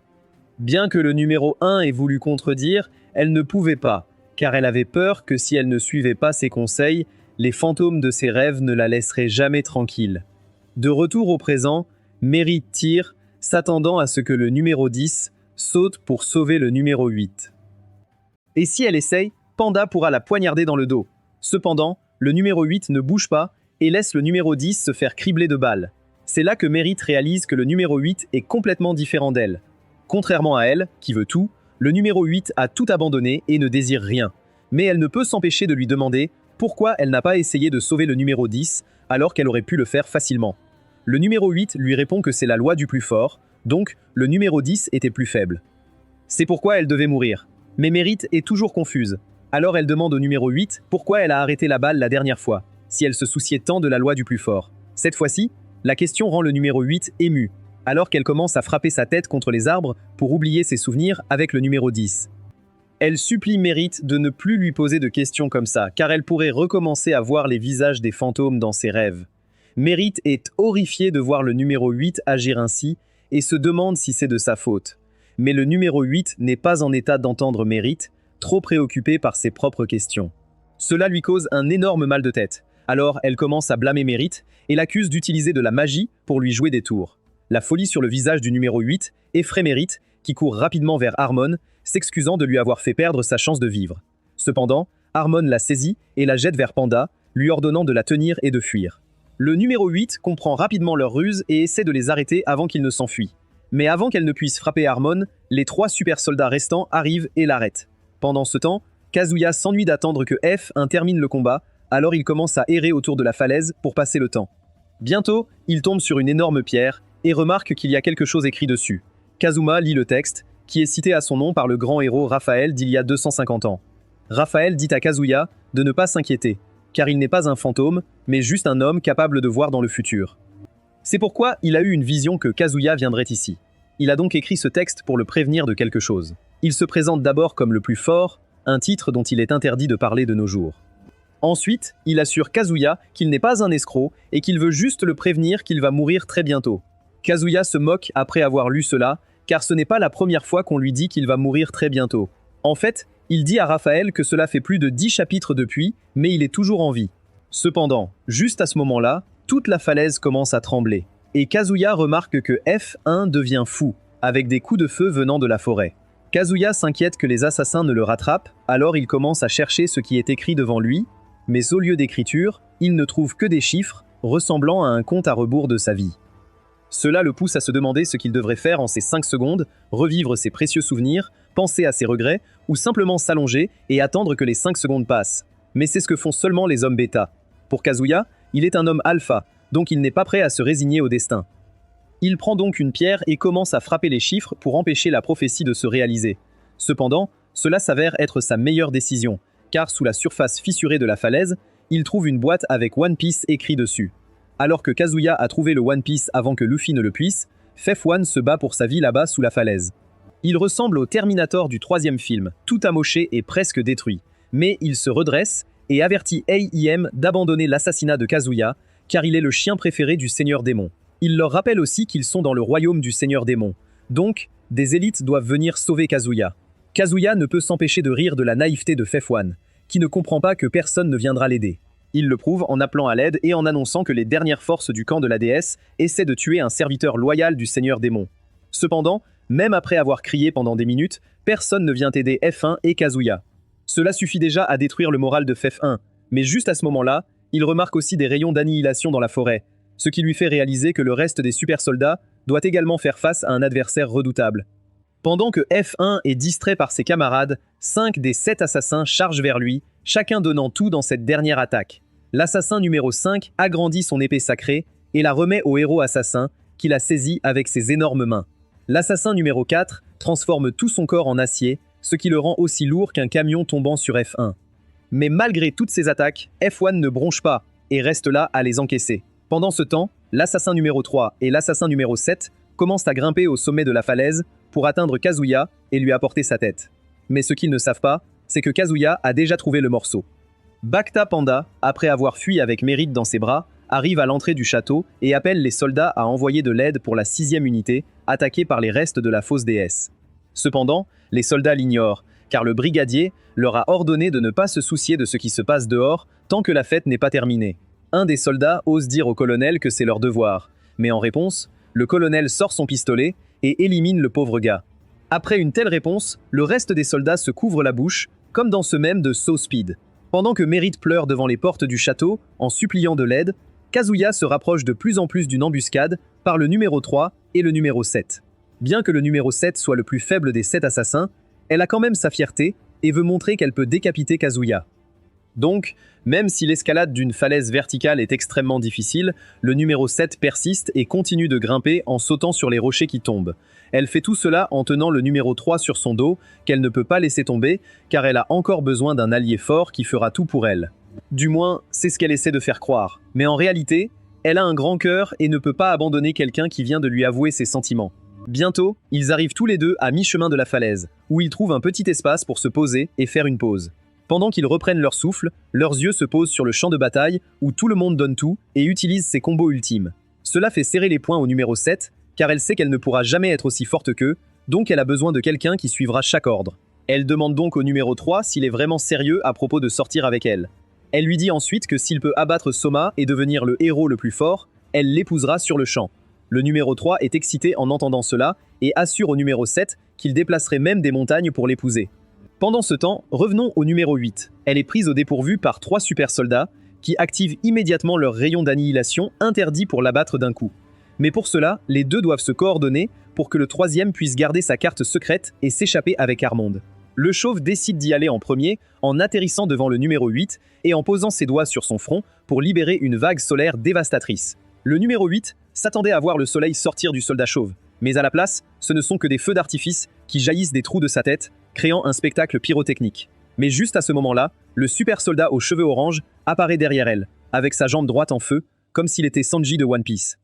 Le numéro 8 devient rapidement prudente, mais le soldat aux cheveux orange saute par-dessus elle et atterrit à côté du chauve, commençant à danser, tandis que les feux d'artifice éclatent au loin. Le numéro 8 a toujours peur qu'il prépare un spectacle, pour que leur dernier super soldat, ressemblant à Miku, puisse l'attaquer par surprise.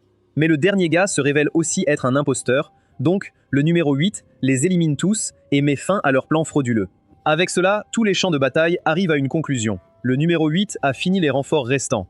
Le voleur 1 est sur le point d'être tranché en deux par les assassins, laissant seulement Kazuya, qui est également dans une impasse, alors que le numéro 3 et le numéro 7 s'approchent rapidement du sommet de la falaise. Il y a 250 ans, 15 ans avant la Grande Guerre divine, l'humanité était en ruine. Ils avaient perdu des milliers de héros, avec des dizaines de héros mourant chaque jour. Les choses étaient si mauvaises que l'humanité avait commencé à perdre espoir en sa déesse, et la victoire était un rêve lointain. Mais alors est venu Raphaël, un jeune homme avec des ambitions plus grandes que quiconque au monde. Il avait le pouvoir de voir l'avenir, donc rien ne pouvait échapper à ses yeux omniscients. Avec l'épée à la main et sa clairvoyance, il mena les humains à une guerre contre le Seigneur Démon, qui dura 30 ans. Pendant ce temps, l'humanité était à son apogée, et les forces du Seigneur Démon ne pouvaient pas avancer d'un pouce, mais ce n'était que temporaire. Raphaël était un humain après tout. Un humain avec une durée de vie limitée, donc chaque bataille le vieillissait de plus en plus jusqu'à ce qu'il ne reste qu'un squelette. Pour protéger l'humanité, Raphaël abandonna son humanité et devint un spectre. Mais cela n'était toujours pas suffisant. Alors que Raphaël devenait plus faible, le Seigneur Démon devenait plus fort car il ne vieillit pas. Alors, sur son lit de mort, Raphaël ordonna à son élève Edward d'organiser une rencontre avec le Seigneur Démon. Edward accepta la tâche et contacta secrètement le Seigneur Démon pour avoir quelques derniers mots avec son plus grand rival. Le Seigneur Démon accepta l'invitation, et le héros le plus fort et le Seigneur Démon se rencontrèrent dans une pièce pour la première fois. Cette rencontre n'a jamais été rendue publique, donc personne ne savait qu'ils s'étaient rencontrés. Lors de cette réunion, Raphaël a enfin confirmé sa théorie, selon laquelle le Seigneur Démon et la déesse Omiru sont les deux faces d'une même pièce. Le Seigneur Démon enlève ses fausses cornes et demande à Raphaël pourquoi il l'a appelé. Raphaël dit au Seigneur Démon qu'il l'aidera à mettre fin à cette guerre sans sens et à unifier tout le continent, mais à une condition, qu'elle mette les humains en premier, même dans le Nouveau Monde. Il lui dit que ce n'est pas un ordre, mais une demande de sa part. Mais le Seigneur Démon rejette sa demande et lui prend la main, lui demandant s'il veut se libérer de sa coquille mortelle. Elle promet de lui donner le corps d'un être supérieur, ce qui le rendra aussi fort qu'elle, et en retour, elle veut juste qu'il gouverne le monde, car elle croit vraiment qu'il est la meilleure personne pour cela. Mais Raphaël décline son offre et lui demande de lâcher sa main, car il ne renoncera jamais à son humanité, même en tant que spectre. Après l'échec de l'accord, Raphaël passe 5 ans à développer une magie pour invoquer la déesse dans le royaume des mortels. L'humanité était ravie de voir leur déesse en chair et en os pour la première fois, mais Raphaël n'avait pas le temps d'apprécier sa beauté, car il avait épuisé chaque dernière goutte de force. Et après cela, il ne pourra plus survivre. Il sort un rouleau sur lequel il avait écrit le plan pour vaincre le Seigneur Démon et le remet à la déesse. Mais Omeru le frappe et l'appelle idiot pour avoir gaspillé tant d'années à prolonger la guerre, alors qu'elle aurait pu invoquer de nombreux nouveaux héros capables de vaincre le Seigneur Démon. Edward essaye d'expliquer à la déesse que Raphaël n'est pas un simple squelette aléatoire, mais qu'il est le héros de l'humanité. En réponse, la déesse le frappe et lui dit qu'elle sait qu'il est Raphaël, c'est pourquoi elle le frappe en premier lieu. Le pauvre Edward perd toute foi qu'il avait en la déesse et décide de devenir athée. Pendant ce temps, la déesse continue d'humilier Raphaël en l'appelant idiot narcissique, qui pense que son petit pouvoir humain va lui permettre de vaincre un seigneur démon. Elle marche même sur son crâne devant toute la foule, mais Raphaël ne bronche pas, car il a reçu une prophétie selon laquelle des années plus tard, un héros apparaîtra qui se débarrassera de cette déesse inutile. Il liera ensuite le Seigneur Démon et sauvera les humains de l'extinction. Cette révélation choque Raphaël, car dans ses 145 ans de vie, il a vu plus de 80 000 futurs. Mais parmi tous, l'avenir de Kazuya est le seul où il a vu la défaite du Seigneur Démon. Après l'humiliation publique, la déesse déclare Raphaël infidèle, car il a prolongé sa vie de force juste pour vivre quelques années de plus. Cela provoque d'énormes émeutes dans le public, qui protestent contre lui pour être un dictateur. Certaines personnes sont vraiment en colère contre lui, tandis que d'autres rejoignent juste pour voir le monde brûler. Certaines personnes rejoignent même les manifestations juste pour trouver des partenaires pour des mariages, car toutes les belles personnes du royaume sont là pour protester contre Raphaël. Ces émeutes rendent les nobles du monde extrêmement heureux, car Raphaël était un dirigeant strict qui imposait de lourds impôts aux nobles. Maintenant que toute l'humanité est contre Raphaël pour le destituer, les nobles décident d'attiser les flammes en faisant de son élève préféré, Edward, une arme contre lui. Edward ne comprend pas pourquoi ils célèbrent la mort de leur héros. Le noble lui répond que les humains sont ainsi. Ils se réjouissent toujours de voir les forts à genoux. Juste à ce moment, un coup de vent fait tomber Avery, et quand le tumulte se calme, il regarde le ciel et découvre que le Seigneur Démon est là. Le Seigneur Démon demande solennellement à Raphaël s'il veut toujours défendre cette humanité après avoir vu ce qu'ils lui ont fait. Elle lui dit que son offre tient toujours. S'il tend la main pour demander son aide, elle ne le sauvera pas seulement, mais lui donnera aussi un nouveau corps. Cependant, même après avoir été trahi par les humains qu'il jura de protéger, Raphaël ne ressent toujours pas de colère envers eux. En fait, il dit au Seigneur Démon qu'un homme comme lui mérite la mort qu'il subit en ce moment. En entendant cela, le Seigneur Démon quitte les lieux et Raphaël brûle en cendres, immobilisé à jamais dans l'histoire. Après sa mort, Edward prend la liste et commence à rayer chaque tâche une par une. Ainsi, 100 ans passent. Et pendant ce temps, de nombreux héros sont venus sauver le continent, mais tous ont échoué, car aucun d'eux n'était Raphaël. Au cours de ces 100 années, Edward a enduré la torture du temps et de la solitude. Mais il a continué à laisser les signes que Raphaël lui avait ordonné de laisser avant sa mort. Cela inclut graver la pierre sur la falaise, acheter des armes illégales, creuser un trou, puis enterrer ses armes avec un signe pour celui qui l'ouvrira à l'avenir. Ainsi, l'avenir a commencé à changer et les rouages du destin ont commencé à tourner comme Raphaël l'avait prévu. Et maintenant, des années plus tard, Kazuya se retrouve à ouvrir la boîte et découvre le cadeau que Raphaël lui avait laissé du passé. Il trouve aussi la note indiquant où les ennemis apparaîtront, alors il se tient là, le canon de son arme pointé sur la tête de son futur ennemi. L'ennemi n'est autre que le numéro 7, qui a déjà grimpé jusqu'à la falaise et se retrouve face au canon de Kazuya. Il y a quelques instants, Kazuya était confus de pointer son arme dans le vide. Il voulait revenir en arrière et relire la prophétie, mais il a finalement décidé de faire confiance à Raphaël, et bientôt sa patience est récompensée lorsqu'il voit le numéro 7 devant lui. Kazuya sent que la trajectoire et le timing sont parfaits, alors il appuie sur la gâchette et une balle sort à 400 mètres par seconde. Aucune personne normale en dessous du niveau 50 ne peut éviter la balle à bout portant. Le numéro 7 le sait aussi, alors elle abandonne son destin à la déesse. Le numéro 3, juste à côté d'elle, voit qu'il n'y a aucun avenir où le numéro 7 peut survivre. À moins qu'il ne puisse faire quelque chose pour dépasser ses limites et briser la loi des vitesses. À ce moment-là, le numéro 3 a dépassé toutes ses limites et sa vitesse était supérieure à celle de la balle. Mais ce n'était toujours pas suffisant. Il n'avait pas beaucoup de temps pour écarter le numéro 7, alors il a choisi de se mettre entre la balle et elle pour que le numéro 7 survive et vive une vie heureuse à sa place. Ainsi, la balle se dirige droit vers son cœur, le poussant vers le numéro 7, qui est déjà au bord de la falaise. Cela pousse le numéro 7 dans le vide, tandis que le numéro 3 s'effondre au sol, crachant du sang. Tout cela est observé par Edward, qui, après 100 ans, s'est transformé en squelette comme son maître. Il loue son maître pour sa prévoyance, car comme il l'avait prédit, le numéro 3 s'est sacrifié pour sauver le numéro 7, pour qui il avait des sentiments. Maintenant que la prophétie de son maître s'est réalisée, Edward décide de préparer son dernier tour. Pendant ce temps, Kazuya est choqué, pensant avoir tiré sur le numéro 7. Mais après avoir cligné des yeux, le numéro 7 a disparu, et seul le numéro 3 reste devant lui avec un trou dans la poitrine. Le pauvre numéro 3 ne comprend toujours pas comment Kazuya savait d'où ils allaient venir, et se demande s'il a la vue du futur. Cependant, Kazuya lui dit qu'il est tout aussi confus que lui en ce moment, car ce n'est pas ce qu'il s'attendait à voir. Pour s'assurer que la prophétie a été accomplie, il retourne rapidement à la boîte et commence à lire le reste des tablettes. L'une des tablettes contient un message de Raphaël qui lui dit qu'il est si faible qu'il peut le battre, même sans être ressuscité. Kazuya tombe dans le piège de la colère et demande avec colère à Raphaël ce qu'il peut faire pour sortir de cette situation de vie ou de mort. Kazuya regarde ensuite l'autre tablette qui lui dit d'utiliser les pouvoirs de la déesse pour invoquer des héros du passé. Kazuya est choqué d'apprendre cela, car c'était censé être son secret le plus grave, qu'il n'avait encore dit à personne, alors il se demande si Raphaël est un prophète ou un maudit magicien. Alors que Kazuya maudit Raphaël sur le champ de bataille, Fef-One libère soudainement un autre puissant rayon d'annihilation qui tranche la main géante qui s'apprêtait à s'écraser sur lui. Les dégâts sont renvoyés au numéro 6, dont les vraies mains sont également tranchées. Après avoir vu cela, le numéro 5 est si effrayé qu'il commence à fuir, craignant d'être la prochaine cible de F1. Cependant, son épée sacrée a encore plus peur de F1, qui se rebelle contre lui et plonge dans ses cavernes les plus profondes. En parlant de trous, le numéro 1 est encore plus misérable. Il passe de la copie bon marché de Griffé à celle de Toji Fushiguro à cause du grand trou laissé dans son corps par le laser de F1. Le numéro 2 est traumatisé après avoir vu tout cela et ne peut pas croire que les super soldats aient pu tirer plus d'un round de laser interdit.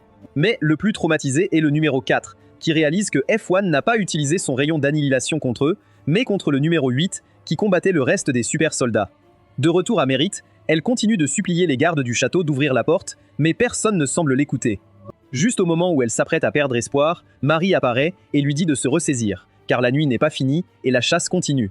Elle prend à la fois Maid et Panda avec elle et force les portes. Les gardes du château profitaient de la fête que le chef démon Estato avait organisée pour eux, si bien qu'ils étaient insouciants, pensant que personne n'oserait les déranger. Car après la nuit, le seigneur Estato deviendra un roi forgé, devenant un héritier légitime du trône du seigneur démon.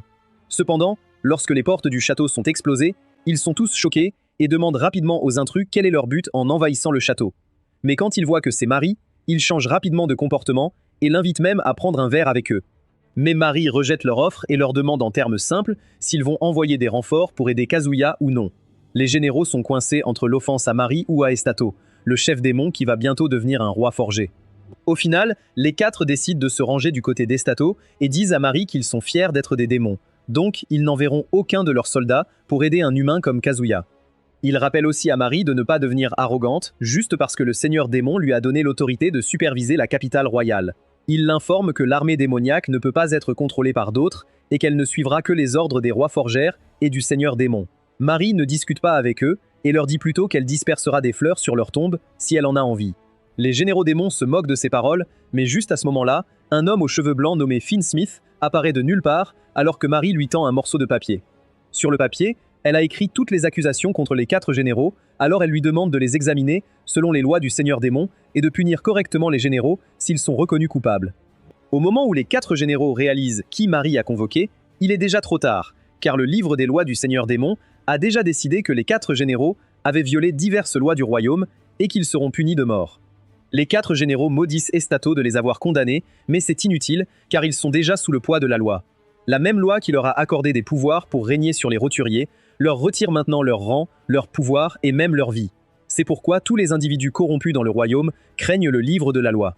Car si les opérations spéciales du seigneur démon découvrent leur corruption, il n'y a qu'une seule punition, le sommeil éternel. Cependant, Estato n'est même pas affecté après avoir vu tout cela, car son statut le rend immunisé contre le livre des lois. Marie lui dit qu'elle n'avait jamais prévu de s'en prendre à lui en premier lieu, et qu'elle n'avait pas besoin de renfort, car les gardes interdits suffisent à s'occuper des assassins qu'il a envoyés après Kazuya. De retour sur le champ de bataille, Fef-1 s'effondre à cause de l'utilisation excessive de ses rayons d'annihilation, mais ce n'est pas ce qui l'inquiète. Il est plus préoccupé par ses camarades et sa mission. Il ne sait pas s'il pourra tous les sauver et avoir encore assez de force pour mener à bien la mission. Cela lui rappelle son enfance, où il se tenait au-dessus de nombreux autres cadavres, et se demande si quelque chose a changé. Il se souvient aussi de sa dernière rencontre avec le docteur Valkyrie, qui lui avait dit que bien qu'il puisse utiliser 4 rayons d'affilée, Il ne survivrait pas après avoir utilisé le deuxième. Fef1 avait déjà accepté son destin, alors il a demandé au docteur Valkyrie de ne le dire à personne, car il ne veut pas que ses ennemis ou ses amis le sachent. 1 mois avant l'arrivée de Kazuya dans ce monde, le Seigneur Démon a invité Marie dans sa chambre personnelle et lui a dit qu'elle était trop faible. Alors, elle devrait choisir quelques gardes interdits pour rester avec elle tout le temps. Marie accepte son généreux cadeau, alors en retour, le Seigneur Démon lui demande son avis sur une petite chose.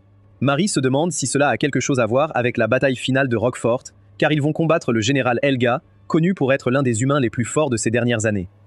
Mais ce n'est pas pour cela que le Seigneur Démon l'a invité ici. Elle l'a invité parce qu'elle voulait que Marie l'aide à décider quel casque elle devrait porter pour la bataille. Marie a failli perdre connaissance en entendant cela et demande au Seigneur Démon de lui rendre toute l'attention qu'elle avait pour elle, juste maintenant. Le Seigneur Démon sourit et rappelle à Marie qu'être sa secrétaire signifie aussi être son amie personnelle, donc elle ne peut pas poser à son amie une simple question de garde-robe. Marie lui répond qu'elle préférerait combattre une armée entière que de l'aider à choisir des choses en tant qu'amie. Mais malheureusement, Marie n'avait d'autre choix que de suivre ses ordres. Et après l'avoir aidé à choisir un casque, Marie est partie pour choisir des gardes interdits pour elle. Mais dans le royaume, il y a une règle selon laquelle les gardes interdits choisissent leur propre maître. C'est ainsi que Marie est devenue la maîtresse de Fef1 et de ses frères. Mais tous les gardes interdits doivent avoir une carte secrète qui détruit leur noyau pour tirer un laser puissant. Cela coupe tout, même les ennemis de niveau 50. Mais cette carte les rend inutiles. Alors Fef1 a demandé au docteur Valkyrie d'implanter 4 faisceaux d'annihilation en lui. Il y a longtemps, quand le héros Raphaël était actif, les humains décimaient la race démoniaque. La race démoniaque manquait de soldats, alors ils décidèrent d'utiliser des enfants. Ils donnèrent des explosifs à ces enfants et leur dirent d'attaquer les bases humaines. Ils appelaient 3 enfants des porteurs d'explosifs, et ils n'étaient que des armes jetables. Fwon était l'un de ces enfants. Il a été capturé par l'armée et contraint de réaliser ces explosions. Mais Fwon était un lâche. Contrairement aux autres enfants facilement manipulés, il n'est pas allé mourir pour rien. Il attendit que les autres enfants fassent leur travail, mais ne les suivit pas. Bong pensait être malin, mais sa trahison fut remarquée par un soldat qui lui rappela que fuir le champ de bataille est une trahison. Mais avant que le soldat ne puisse agir, les autres frères Frepper arrivèrent et sauvèrent Fwon. Depuis ce jour, ils s'entraînèrent ensemble, mangèrent ensemble et combattirent ensemble. Cela forma un lien solide entre eux, et ils promirent d'ouvrir une salle de sport après la guerre. Mais ils ne savaient pas que la guerre venait juste de commencer. Un jour, ils furent tous appelés à un défilé, dirigé par le roi forgeur Drax, le premier directeur du bureau des impôts. Drax était un fonctionnaire civil, donc il n'avait jamais mis les pieds sur un champ de bataille. Après avoir souffert en silence longtemps, Drax en avait assez. Il quitta le bureau des impôts et entra sur le champ de bataille, promettant de détruire les murs d'Orville, l'une des villes défensives les plus fortes du royaume humain. Pendant ce temps, la race humaine avait 60 000 soldats, mais Drax ne se souciait pas des chiffres, car il était un agent des impôts. S'il avait compris les chiffres, la collecte d'impôts du royaume ne serait pas si terrible. Il mena donc les 8000 soldats à la bataille contre toute une ville, et le résultat fut aussi dévastateur qu'il l'avait imaginé. Ils furent complètement vaincus. Car il y avait un mur encore plus grand sur leur chemin, le héros de 17 ans, Raphaël, qui trancha la tête du dragon et détruisit le moral de la race démoniaque en quelques secondes. Malgré sa forme de dragon coupé en deux, Drax revint à la vie et commença à absorber la force vitale des soldats tombés pour se revendiquer. Mais même la régénération infinie était inutile contre quelqu'un comme Raphaël. Cela incluait les frères Ephris, qui savaient qu'ils ne pouvaient pas survivre à ce feu. Ils décidèrent donc de sauver leur petit frère. Ils poussèrent Fef1 dans la bouche du dragon et scellèrent chaque côté. Et ils avaient raison. Fef1 aurait effectivement survécu si leur commandant Drax n'avait pas eu la même idée de se cacher dans la bouche de son dragon. Mais les frères Effrey savaient que Drax ne les épargnerait pas. Mais juste au moment où il allait ouvrir la bouche du dragon, Fef1 sauta et fit tomber Drax au sol. Il plaça son fusil dans la bouche de Drax et lui dit qu'il avait toujours regretté d'être un lâche. Les frères Fett ont acclamé F1 quand il a tiré et tué un des 9 forgeurs royaux. Mais même après avoir tué Drax, les frères F ne survécurent pas et furent tous brûlés. Cependant, leurs corps furent sauvés et c'est ainsi qu'ils se retrouvèrent ici, en tant que super soldats modifiés. Marie ne savait pas combien de l'histoire était vraie, mais elle lui a donné une chance de se racheter en se montrant utile. Elle a donné le feu vert au docteur Valkyrie et lui a dit de planter les 4 faisceaux d'annihilation en lui. Depuis leur première rencontre avec Kazuya, ils ont compris qu'ils devaient le protéger. Ils étaient tous là avec Mari. Les frères Fef admiraient Kazuya, qui, malgré sa faiblesse humaine, avait le courage de se dresser contre les adversaires les plus forts. Ils ont aussi vu qu'il se souciait réellement de ses subordonnés et ne les laissait pas gaspiller leur vie sans raison. C'est pourquoi Fef 1 n'a pas hésité à sacrifier son bras pour agripper Kazuya quand il a été emporté par les pouvoirs d'Astato. Au lieu de fuir et de l'abandonner face aux assassins, Kazuya s'est allié à lui et a même risqué sa vie pour le sauver du chef des assassins. C'est alors que Fef 1 a décidé de sauver Kazuya quoi qu'il en coûte, même si cela signifiait sacrifier sa vie. Car même après avoir activé son faisceau d'annihilation une seconde fois, l'adversaire devant lui est quelqu'un qui ne devrait même plus être en vie. Estato, censé être un humain et le maître du général Helga, s'avère être le 2e forgeur royal, Drax du bureau des impôts. Pendant ce temps, quelques instants après que Drax ait tiré son faisceau d'annihilation, Kazuya lisait toutes les tablettes cachées dans la falaise par son élève Edward. Après les avoir lues, Kazuya a réalisé que Raphaël était un vrai bavard qui ne savait pas se taire. Kazuya rejette cette idée car s'il voulait sauver le monde, il n'aurait pas sali la déesse. Mais Raphaël lui dit qu'il n'a pas besoin de convoquer tous les héros, juste les plus forts. Ainsi, il n'aurait à sacrifier que 30 ans de sa vie. Il lui explique aussi la méthode, qui consiste à utiliser les reliques des héros passés comme encre temporelle pour convoquer leurs âmes dans le présent. C'est pourquoi Edward a mis presque un siècle à rassembler toutes les reliques et à les enterrer dans une carrière. Il est seulement prêt à donner 10 ans à Fef 1, mais il sait que Fef 1 lui rendra ses 10 ans, peu importe comment. Raphaël essaie de le contraindre en disant que ses 30 ans de vie suffiraient à sauver le monde entier. Raphaël ne peut plus répondre à ces questions, alors il décide de laisser Kazuya avec un dernier avertissement. Il doit rapidement prendre sa décision, car une force écrasante s'apprête à agir sur lui. Mais juste à ce moment-là, il se souvient des mots de Raphaël et regarde le ciel pour voir Amé avec des cornes démoniaques volant dans les airs avec ses vignes. Il aspire toute la force vitale du numéro 7 et la jette aux pieds de Kazuya. Kazuya est dérangé par ces paroles, mais il veut aussi sauver sa vie. Il pointe son arme sur le numéro 7 à ses pieds et avertit Aima que s'il ose faire quoi que ce soit, il tirera sur son élève préféré. Kazuya regarde en bas et voit que le numéro 7 a été vidé de sa vie et est devenu une momie. Le numéro 3 est sur le point de crier de douleur quand soudain, une vigne le touche aussi et le transforme en momie. Tout comme Kazuya est confus, Mari ne va pas mieux. Alors elle demande à Astato d'expliquer qui est le vrai Drax et qui est le vrai M. Astato explique à Mari qu'ils sont la même personne. Mais Drax a été malchanceux, car lors de sa reconstruction, il a été chassé par le Seigneur Démon et exilé du royaume démoniaque. Mais Drax n'a jamais pu en vouloir à sa mère. Alors, il a passé les 350 années suivantes à chercher à se racheter. Il n'y avait que 2 façons de se racheter. Soit apporter la tête du héros Raphaël au Seigneur Démon, soit accomplir une mission d'une valeur incompréhensible pour la race démoniaque. Drax ne pouvait plus vraiment tuer le héros Raphaël, car il avait déjà été tué par son propre peuple. Il n'avait donc qu'une option, infiltrer le royaume humain pour détruire les racines de leur programme de héros. Il a passé de nombreuses années à construire une académie de héros, où il a formé des héros dès l'enfance, les élevant pour devenir des armes pour l'humanité. Mais tout cela n'était qu'une façade pour corrompre l'institution héroïque du monde humain avec ses plans de gestion malveillants. Il a détruit toutes les autres institutions de héros, et quand les humains n'avaient plus que son institut, il a commencé à corrompre les héros humains et à les retourner les uns contre les autres. Avec cela, le nombre de héros de la race humaine a commencé à diminuer chaque année. Ce plan méticuleux a permis à Drax non seulement de récupérer sa force, mais aussi de détruire la plus grande fondation de l'humanité, leur héros. Mari est stupéfaite d'apprendre que Drax a eu un tel impact même après avoir été chassé par le Seigneur Démon.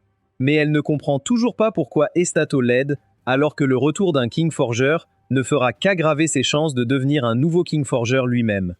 Estato corrige Mari en lui expliquant que pour devenir un King Forger, un chef démon doit d'abord accumuler 10 millions de points de contribution. C'est pourquoi Estato était prêt à être une arme pour le 5e siège, afin de gagner leur faveur, mais aussi d'aider Drax à retrouver son poste de directeur du bureau des impôts, ce qui lui vaudrait également l'approbation de Drax. Parle à Kazuya.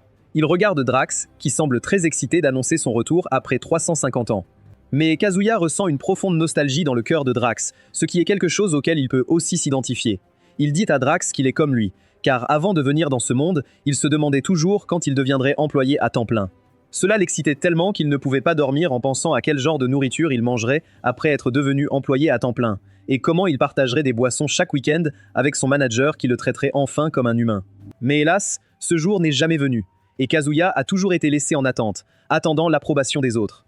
Les sentiments de Drax résonnent avec ceux de Kazuya, qui a également cherché l'approbation de sa mère pendant des siècles après avoir été chassé de chez lui. Maintenant que l'heure du moment est enfin arrivée, il ne sait pas quoi faire ensuite. Kazuya tend une main à Drax, qui la saisit et attire même Kazuya dans une étreinte. Kazuya félicite Drax pour son retour en tant que démon et l'accueille. Drax remercie Kazuya, mais il lui rappelle qu'il ne doit pas oublier qu'il n'a jamais changé sa cible. En disant cela, Drax envoie ses vignes et piège Kazuya, pour qu'il ne puisse plus s'enfuir. Kazuya demande à Drax pourquoi il doit le tuer, alors qu'ils pourraient vivre en paix ensemble. Drax dit à Kazuya que le jour où il l'a rencontré pour la première fois, il avait déjà décidé qu'il le tuerait un jour, quoi qu'il arrive. Kazuya est toujours confus, car il ne se souvient pas avoir rencontré Drax avant aujourd'hui. Drax le corrige en l'informant qu'ils se sont rencontrés 46 jours auparavant au Rockfort, quand il se cachait encore parmi les humains en tant qu'Amei. Après avoir réfléchi intensément, Kazuya se souvient enfin de l'avoir vu debout derrière Helga, mais il l'avait toujours pris pour un vieil homme faible, à cause de sa petite taille. Drax ignore ses remarques sur sa taille et demande à Kazuya s'il sait pourquoi Helga portait ses bandages autour d'elle. Kazuya répond qu'il a toujours cru que c'était un service aux fans pour les spectateurs. Cela rassure Drax sur sa théorie que la déesse avait véritablement convoqué un héros d'un autre monde, mais c'est pour plus tard, car il corrige Kazuya en disant que ce n'était pas des services aux fans et qu'ils avaient un usage approprié. Helga était l'une des humaines les plus talentueuses qu'il ait jamais vues, alors il craignait qu'elle ne devienne trop forte. Mais il ne voulait pas non plus limiter sa force, car cela contredirait son objectif de former un héros puissant. Alors, au final, il a décidé de la manipuler pour qu'elle porte les liens démoniaques, ce qui lui permettrait d'absorber tous les pouvoirs magiques d'Helga lorsqu'il serait activé, la rendant vulnérable pour lui. Il avait planifié tout cela pour impressionner le Seigneur Démon lors de la bataille finale contre Helga et les derniers rebelles humains. Mais l'apparition de Kazuya a ruiné tout cela. Non seulement il ressemblait à quelqu'un d'un autre monde, mais sa confiance effrayait également Drax, qui s'inquiétait qu'il ait vraiment la force de vaincre le Seigneur Démon. C'est pourquoi il a décidé de rester en arrière pour voir ce qui se passerait. Mais à la fin, en le voyant trahir Helga et se rendre au Seigneur Démon, Drax réalise qu'il s'inquiétait pour rien. Mais cela signifiait aussi qu'il avait gaspillé sa seule chance de gagner la faveur du Seigneur Démon et de revenir au royaume en force, c'est pourquoi Drax avait toujours prévu de le tuer. Mais maintenant qu'il a l'honneur, il veut en profiter pleinement en le torturant d'abord en tuant tous ses chiens fidèles, ce qui est une torture parfaite pour un chien fidèle comme Kazuya. Kazuya avertit Drax que, s'il ose blesser Fef 1, il ne le pardonnera pas. Mais Drax ne l'écoute pas et s'envole. Cela libère Kazuya du piège de la vigne, alors il prie rapidement pour le couple mort sur la falaise et leur demande de ne pas le hanter dans ses rêves, car c'était toujours leur professeur qui les avait tués. Après avoir prié, Kazuya commence à rassembler les vignes pour créer une corde afin de descendre la falaise et d'empêcher Drax de tuer Furwan. Mais en descendant, il réalise enfin qu'il n'aurait pas dû faire ça, car une personne peu athlétique comme lui ne peut pas descendre une telle falaise avec une simple vigne. Kazuya essaye de se rassurer en se rappelant qu'il est un héros, et que les héros ne meurent pas si facilement. Mais à ce moment-là, la vigne se casse et il commence à tomber de la falaise, la tête la première. Pendant ce temps, Drax arrive dans la forêt, où il constate qu'après avoir été touché par le rayon d'anéantissement, le numéro 8 semble toujours en vie. Cela lui fait réaliser qu'elle a dû éveiller des capacités mixtes comme une super durabilité et une super régénération, ce qui lui a permis de survivre à une explosion comme celle-ci. Donc, même si Drax ne se soucie plus de garder les apparences, il la loue d'être sa deuxième élève la plus forte après Helga. Mais le numéro 8 ne se soucie pas de ses éloges, car elle lui dit qu'elle sait maintenant pourquoi elle était hantée par les fantômes des morts dans ses rêves. Elle lui dit que c'est de sa faute si elle a dû tuer des innocents parce qu'il voulait en faire des tueurs sans cœur. Drax le félicite enfin d'avoir grandi, et est un peu triste que les enfants ne puissent pas toujours rester mignons et innocents. Avec ça, il n'a plus d'utilité pour eux, alors il décide de se débarrasser d'elle une bonne fois pour toutes. Mais à ce moment-là, il remarque que le numéro 8 n'est pas seul, car il y a le numéro 10 et le numéro 9 cachés derrière elle. Il réalise qu'elle a dû se mettre en travers de l'explosion, ce qui montre qu'elle a retrouvé son humanité, rendant tous ses enseignements inutiles. Il décide donc de se débarrasser des deux autres aussi, et utilise ses vignes pour absorber leur force vitale, tout en rappelant à Harmon qu'il doit rester loyal au département des impôts, sinon, il souffrira aussi comme ça. Après avoir épargné la vie d'Harmon à cause du manque de personnes capables de faire des calculs, Drax retourne sur le champ de bataille principal, où ses élèves sont choqués de voir sa véritable forme. Avant qu'ils ne puissent comprendre ce qui se passe, Drax utilise ses vignes pour les attraper tous et commence à absorber leur espérance de vie. Little Lemon reconnaît les vignes derrière Drax et se souvient que c'est lui. De retour à Kazuya, il commence à prier aux dieux en tombant, s'attendant à devenir une boulette de viande s'il touche le sol.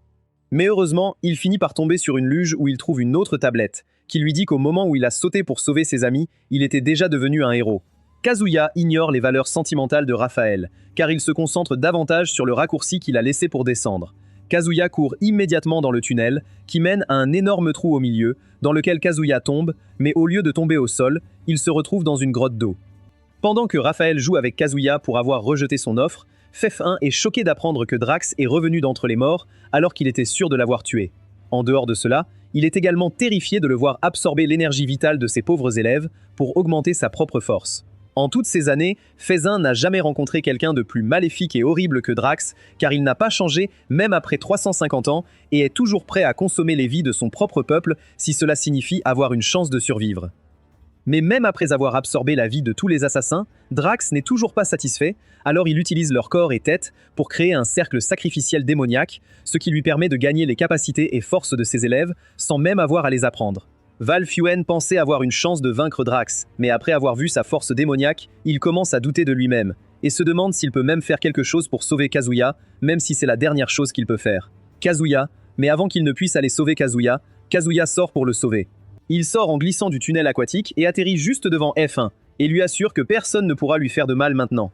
L'atterrissage gracieux de Kazuya impressionne l'épée sacrée, qui n'a pas vu un héros aussi incroyable que Kazuma depuis des siècles. Au point qu'elle abandonne les sombres cavernes du numéro 5 et sort pour voir comment Kazuya va sauver F1.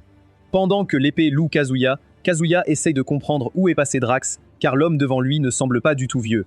Mais sa confusion se dissipe lorsqu'il entend le jeune homme aux lunettes parler et réalise que cela doit être Drax qui a d'une manière ou d'une autre rajeuni. Dax dit à Fufwan qu'il a un marché pour lui parce qu'il respecte le courage qu'il a eu à le poursuivre il y a 350 ans. Il lui propose donc que s'il abandonne Kazuya et le laisse prendre sa tête, il le laissera partir, car il n'y a aucun intérêt à abandonner sa vie juste à cause de quelques ordres. Kazuya s'inquiète que Drax puisse vraiment convaincre, alors il dit à Femwon qu'il ne devrait pas écouter ses paroles et suivre son devoir, sinon Marie ne sera pas contente de lui. Femwon est déçu par les paroles de Kazuya et réalise que Kazuya est le même que les autres, qui ne se soucient que d'eux-mêmes lorsque leur vie est menacée. Mais il ne se sent pas mal, car il va bientôt mourir de toute façon, alors il décide de suivre sa mission jusqu'au bout. Mais avant qu'il ne puisse avancer, Kazuya l'arrête et lui dit qu'il est libre de partir. Il annule les ordres de Marie et dit à Fef1 qu'il n'a pas besoin de mourir pour le bien de qui que ce soit. Fef1 est profondément touché par ces mots, mais la plus émue reste l'épée sacrée, qui promet de suivre Kazuya jusqu'à la fin de sa vie. Pendant ce temps, Drax est furieux, car il s'attendait à ce que ses paroles provoquent des conflits, mais Kazuya les détourne en devenant un héros pour tous. Cela le pousse à abandonner tous ses plans et à éliminer les deux de ce monde. Cependant, avant que ces lianes n'atteignent Kazuya, l'épée sacrée les coupe en deux, ce qui donne à Fef1 le temps d'activer son système de retraite, où il attrape Kazuya et s'envole droit dans le ciel. Dei Astatu est trop choqué de voir Fef1 et Kazuya échapper à l'emprise de l'un des rois Forgers. Pendant ce temps, Marie ajuste ses lunettes comme une protagoniste d'anime, car elle s'attendait toujours à ce qu'il s'échappe aussi facilement. Elle tend alors un autre papier à Finn Smith et lui dit que ce sont les crimes de Fef1, qui a une prime sur sa tête pour avoir tué un commandant en chef, tandis qu'elle reproche à Kazuya d'avoir une arme de destruction massive en main. Finn Smith lui dit que ces allégations suffisent à l'État pour les placer tous les deux en détention, mais lui rappelle que s'ils sont prouvés faux, elle sera accusée de diffamation. Dexterio est extrêmement en colère contre Marie, car il ne peut pas croire qu'elle a trouvé une faille dans la loi pour protéger Kazuya de Drax, sans même utiliser l'armée royale. Mais Drax n'est pas prêt à abandonner si facilement. Alors il sacrifie la tête du numéro 3 et utilise sa super vitesse pour rattraper Kazuya et l'empêcher d'entrer dans la ville d'Oberville. F1 n'a pas de capacité de vol, alors il utilise le rayon d'annihilation pour s'élever dans le ciel. Il utilise ensuite le quatrième et dernier rayon pour rester en l'air, afin de pouvoir au moins transporter Kazuya dans la ville. Kazuya est terrifié à l'idée de s'écraser au sol à cette vitesse, alors il demande à Faf1 s'il ne peut pas atterrir un peu plus lentement. F1 lui répond qu'il n'a pas de moteur à réaction, donc tout ce qu'il peut faire, c'est ralentir un peu avant de s'écraser pour ne pas se blesser. Et même si F1 est littéralement en train de fondre, il tient sa promesse et utilise son corps comme coussin pour empêcher Kazuya de se blesser malgré le choc violent. Après leur atterrissage, F1 demande à Kazuya pourquoi il pleure. Kazuya se tient le cœur et dit à F1 qu'il avait une méthode pour se protéger. Mais il avait tellement peur de perdre sa vie qu'il n'a pas pu s'y résoudre, alors il s'excuse auprès de Fef1 de lui pardonner, car il ne serait pas dans un état si terrible s'il n'était pas un lâche. Dorafon sourit en entendant son inquiétude et dit à Kazuya que s'il veut devenir le roi démon, il ne devrait pas toujours être aussi gentil. Mais il lui dit aussi qu'il est heureux de mourir ainsi, car au moins il a sacrifié sa vie pour en sauver une autre, celle d'un humain. Il se souvient quand Kazuya lui a dit qu'il voulait devenir roi démon. Il a juste ri et lui a dit que s'il révélait cette nouvelle, le seigneur démon lui donnerait une énorme promotion. Ce à quoi Kazuya n'a pas réagi avec colère et lui a plutôt dit qu'il ferait mieux de survivre assez longtemps pour dire la vérité au seigneur démon lui-même. Il est donc heureux d'avoir rencontré Kazuya et lui fait un dernier signe de pouce avant de s'éteindre pour toujours. Kazuya est émotionnellement marqué après avoir été témoin de la mort de Fiwan. Même s'il savait que cela allait arriver, il n'arrive pas à traiter ce qu'il doit faire. Il ressent toutes sortes d'émotions danser en lui. Juste au moment où Kazuya est sur le point d'exploser de culpabilité, de douleur et de colère contre lui-même, Drax entre dans la ville à une vitesse fulgurante et se retrouve dans un environnement familier où il a perdu son siège il y a 350 ans. En voyant Drax, toutes les émotions de Kazuya convergent en rage, qu'il dirige directement vers l'activation du rituel d'invocation, et ce, à pleine puissance. La puissance combinée de tous les héros du passé est si forte que le corps de Kazuya commence littéralement à se désintégrer, mais il ne s'en soucie pas pour le moment, car tout ce qu'il veut faire maintenant, c'est frapper Drax. Avant même que Drax puisse réagir, Kazuya arrive devant lui et le frappe directement au visage, ce qui l'envoie à travers la moitié de la ville, le laissant broyer dans le béton et les barres d'acier. Mais Kazuya ne s'arrête pas là, il attrape ensuite les lianes de Drax et les tire vers lui, commençant à jouer avec comme un jouet anti-stress. Après l'avoir jeté comme un déchet, Kazuya s'arrête en réalisant que tout son corps se désintègre. Drax réalise également que Kazuya ne peut pas utiliser ce pouvoir longtemps et redevient arrogant. Il commence immédiatement à régénérer son corps en utilisant le pouvoir de son élève numéro 1. Il rappelle à Kazuya qu'il aurait dû le tuer quand il en avait l'occasion. Mais maintenant que son corps se désintègre, il ne pourra rien lui faire. Kazuya sait que Drax dit la vérité, mais la rage à l'intérieur de lui le consume encore, alors il cesse de s'inquiéter pour sa peau brûlée et se dirige directement vers un coup de poing au visage de Drax. Mais avant que son coup ne touche Drax, il utilise le super pouvoir indestructible de son élève numéro 4 pour le rendre aussi dur que de l'or. Ainsi, lorsque le poing de Kazuya le frappe enfin, son bras se casse sous l'impact. Drax utilise ensuite la super vitesse de l'élève numéro 3 pour frapper et donner des coups de pied à Kazuya des centaines de fois en une seconde, ce qui le laisse couvert de sang à la fin. Pour terminer sa combinaison, Drax utilise le pouvoir de la foudre de l'élève numéro 2 pour finir le combat en un coup. Mais Kazuya s'accroche à sa jambe en plein combat et mord un morceau. Même Drax est pris au dépourvu par son style de combat barbare et se demande si Kazuya aime vraiment le rôle de chien. Pendant que Drax soigne sa jambe, Kazuya invoque l'épée sacrée et y infuse tout son pouvoir. C'est à ce moment-là que Drax réalise qu'il est cuit, alors il accepte son destin et laisse Kazuya balancer son épée sur son flanc droit, détruisant la moitié de la ville. Cette bataille est vue par Estato et Mari, qui n'en reviennent pas que Drax ait été vaincu par un humain comme Kazuya. Cela fait réaliser à Mari que le seigneur démon ne mentait pas en lui disant que Kazuya est un homme prêt à risquer sa vie pour mordre la sienne. C'est pourquoi elle l'a traité de loup déguisé en agneau, ce qui convient à un chien comme lui. De retour au présent, Kazuya perd enfin le contrôle de ses pouvoirs et ne peut plus maîtriser le flux de la puissance de la déesse. Son corps commence à se dilater comme s'il allait éclater. Chaque cellule de son corps semble se transformer en différents embryons appartenant à différents héros. Kazuya essaye de les empêcher d'éclater, mais son corps ne l'écoute pas et continue de se dilater. Cela lui rappelle une fois où il a eu une terrible diarrhée, pensant qu'il allait exploser avant d'atteindre les toilettes. Mais son corps a gardé sa grotte fermée jusqu'à ce qu'il puisse enfin atteindre les toilettes et tout évacuer. C'est ainsi que Kazuya a toujours traité le pouvoir de la déesse, comme une diarrhée violente qui l'effraie, craignant que s'il ne peut pas la contrôler, cela le fasse exploser. C'est alors qu'il a eu l'idée d'utiliser la force pour faire dépasser à son corps toutes ses limites et lui donner la force de la déesse sans mourir d'une horrible mort, ce qui explique pourquoi il a pu contrôler son corps jusqu'à présent, mais il ne sait pas combien de temps il peut encore tenir. Les embryons semblent grandir, forçant son corps à prendre la taille d'un titan. Kazuya s'attendait à ce que son pouvoir soit comme celui de Dekiyu de My Hero Academia, qui pourrait briser son corps s'il l'utilisait pleinement. Mais maintenant, cela ne semble plus être le cas, car il ressemble plus à une mère vierge essayant de donner naissance à des milliers d'enfants en même temps. Kazuya est horrifié rien que d'y penser. Mais autant Kazuya est horrifié, les autres autour de lui le sont aussi, surtout Estito, qui essaie rapidement d'arrêter Kazuya, tout en ordonnant à ses exécutifs d'empêcher Finsmith de détenir Kazuya et de le prendre en charge. Ce gars, Finsmith, regrette d'être tombé dans le piège de Mari, car il est maintenant obligé de poursuivre un humain géant et enceinte, tout en essayant de survivre à un combat contre un maître archer-elfe. Ce maître archer-elfe n'est autre que Grafino, que Asta a décidé de pardonner et de donner une dernière chance de se racheter et de sauver sa famille. Il dit à la servante qu'il a accompli sa mission, et avec cela, il devrait pouvoir racheter les vies de sa tante et de son gardien. Pendant ce temps, tout ce tumulte réveille le seigneur démon qui sort en pyjama et trouve Edwards fouillant dans la ville. Edward est terrifié de la voir et craint qu'elle n'interfère avec le plan de Raphaël, mais le seigneur démon le surprend et lui dit de faire ce qu'il veut, car elle est aussi excitée de voir quel genre de plan l'héroïque humain le plus fort a imaginé pour la vaincre avec 100% de certitude. Edward décide de lui faire confiance et sort les 5 reliques des héros les plus puissants de l'histoire et les tire vers Kazuya. Alors que les 5 reliques viennent prendre la vie de Kazuya, celui-ci est occupé à se battre mentalement avec ses démons intérieurs. Il se demande s'il vaut vraiment la peine de risquer sa vie pour quelqu'un comme Fef qu'il vient juste de rencontrer. Mais ensuite, il se rappelle que F1 est le seul ami qu'il avait depuis ses années universitaires. C'est pourquoi il tenait vraiment à ce que F1 survive, pour qu'ils puissent aller au bar et boire des bières ensemble. C'est la vie qu'il avait imaginée après avoir échappé à sa vie de salarié, mais maintenant il se retrouve à devenir un pion sacrificiel pour que l'héroïque humain le plus fort se réveille et prenne toute la gloire pour lui. Use. Juste à ce moment-là, les 5 reliques s'écrasent dans la main de Kazuya et atteignent leurs propriétaires respectifs. Un par un, les embryons dans le corps de Kazuya explosent alors que les 5 héros en sortent. Le premier est Eris, le bouclier immortel. Le deuxième est Vira, la déesse de toute la magie. Le troisième est Karine, la vagabonde des étoiles. Le quatrième est Arius, le seigneur du ciel.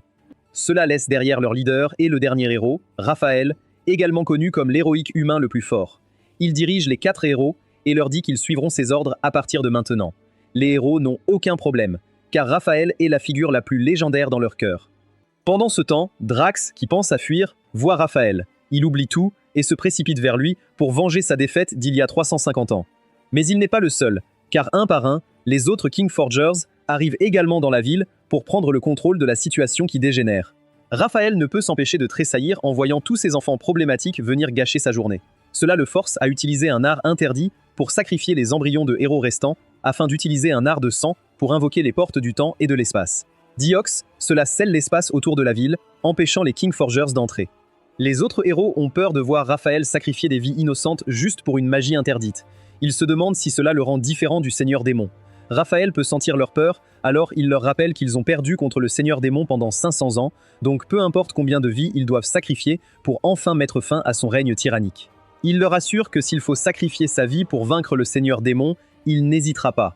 Pendant ce temps, les Kingforgers sont furieux de ne pas pouvoir entrer dans la ville où leur mère est piégée. L'un d'eux rappelle qu'ils n'ont plus besoin de masquer leur visage, car le Seigneur Démon ne leur fait pas confiance.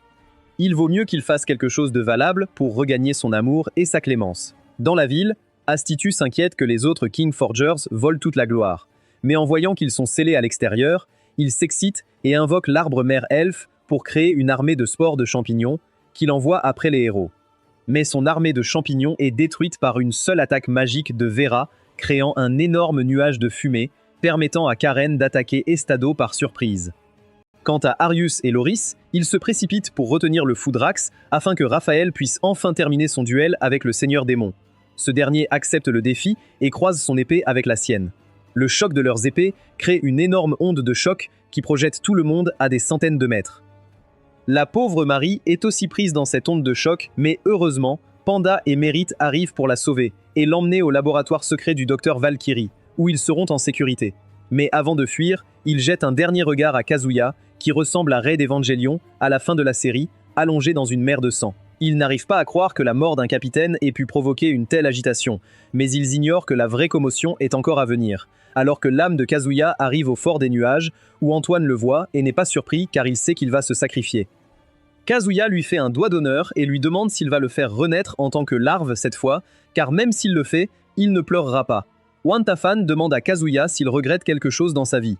Kazuya lui répond qu'il regrette de ne pas avoir frappé son patron chauve, car il était trop lâche, mais s'il en a l'occasion, il se vengera, car la vengeance a un goût sucré.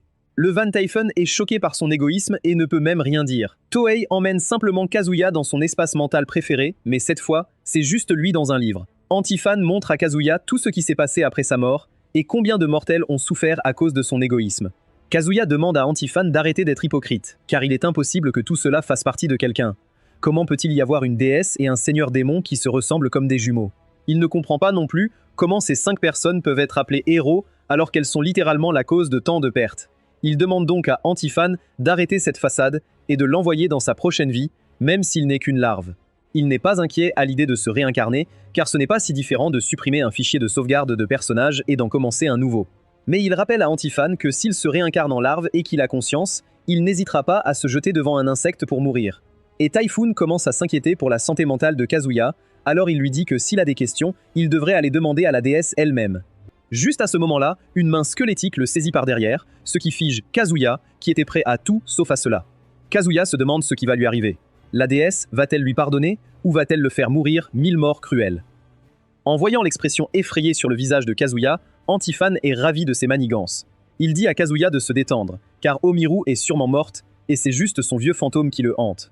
Il lui dit aussi que les dieux sont des créatures extrêmement rancunières, donc même si vous les tuez, ils reviendront toujours pour se venger, même si ce n'est que leur fantôme. Kazuya n'est pas en état d'écouter son explication, car la déesse morte derrière lui étrangle le cou et tord son corps comme s'il était un jouet en caoutchouc. Antoine apprécie la douleur sur le visage de Kazuya et lui dit que ce n'est qu'après qu'il meurt d'une mort douloureuse qu'il l'enverra se réincarner.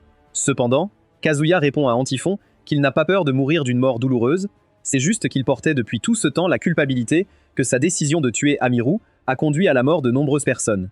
Il se souvient encore de l'expression sur le visage des gens dont la vie a été ruinée parce qu'ils se trouvaient près d'eux lorsque la catastrophe a frappé. Il dit donc à Antiphon qu'il ne fuira plus ses responsabilités, et qu'il accepte la mort douloureuse comme punition. Après que Kazuya ait accepté son sort, la déesse morte écrase son corps d'âme dont le sang et la matière éclaboussent tout le Cloudford. Antiphane sourit en voyant cela et félicite Kazuya d'avoir accepté qui il est. Il applaudit pour lui et rejoue la scène de Neon Genesis Evangelion, où tout le monde applaudit Shinji. Et il informe Kazuya que seuls ceux qui s'acceptent tels qu'ils sont peuvent devenir le gardien des dimensions. Maintenant qu'il s'est aussi accepté, c'est son tour de devenir le nouveau gestionnaire de dimensions, même si c'est temporaire. Il demande à Kazuya d'être ravi, car c'est quelque chose que même le Seigneur Démon n'a pas réussi à accomplir après avoir tout tenté pendant les 500 dernières années. Pendant qu'il explique cela, Antiphon prend les âmes et les cerveaux de Kazuya et Umiru et les échange afin que Kazuya puisse devenir un dieu, même s'il est immortel. Le processus est extrêmement douloureux, mais aussi agréable alors que le pouvoir divin déborde dans le corps de Kazuya comme un bain chaud lors d'une matinée d'hiver. Pendant que Kazuya est en train de devenir un dieu, le royaume mortel en dessous du Cloudfort est dévasté par le combat entre la faction du Seigneur Démon et celle des héros. Les deux camps sont complètement épuisés, donc ils font tout ce qu'ils peuvent pour éliminer leurs adversaires avant qu'ils ne puissent les tuer. Karine, autrefois une brillante mage errant dans les étoiles, est maintenant de retour sur Terre, n'ayant plus de mana pour voler. Elle ne peut même plus invoquer de météores. Alors, elle utilise un morceau d'étoile pour écraser la tête d'Estito et l'achever. Une fois, pour Drax, après s'être transformé en dragon, il était dans une impasse contre Arius, le seigneur du ciel, quand Arius, le bouclier immortel, a rompu l'équilibre par une attaque surprise. Pendant ce temps, la plus forte d'entre eux, Vera, n'est pas en meilleure condition, car après que son bâton magique se soit brisé, elle a dû combattre le géant mangeur d'hommes au corps à corps. Il ne reste que Raphaël, le leader de la faction des héros, qui se tient devant le Seigneur Démon et lui dit qu'elle a perdu. Mais le Seigneur Démon se moque de ses paroles et lui dit qu'elle ne s'attendait pas à ce qu'il revive ainsi. Elle pensait qu'il invoquerait tous les héros du passé, ou même choisirait les plus forts d'entre eux. Mais au lieu de cela, il a choisi de les sacrifier tous et d'absorber leur force pour augmenter ses chances de gagner contre elle. Ce niveau de folie plaît au Seigneur Démon, et elle lui dit qu'elle l'aime encore plus. Mais ces paroles ne font qu'effrayer Raphaël, qui malgré sa confiance extérieure, n'est toujours pas sûr de comment la vaincre. Tout l'avenir qu'il a vu, aucun ne semble fonctionner. Le Seigneur Démon lui sourit et lui dit de ne pas trop réfléchir, car elle va maintenant lui montrer l'avenir que même sa vision ne peut pas voir. En disant cela, elle invoque la force Gaïa qu'elle n'a pas utilisée depuis son dernier combat contre Antiphon. Bien que la vision future de Raphaël ne fonctionne plus, il peut sentir le danger immense venant du Seigneur Démon. Mais avant qu'il puisse réagir, le Seigneur Démon place son doigt sur ses lèvres, et le monde entier se fige.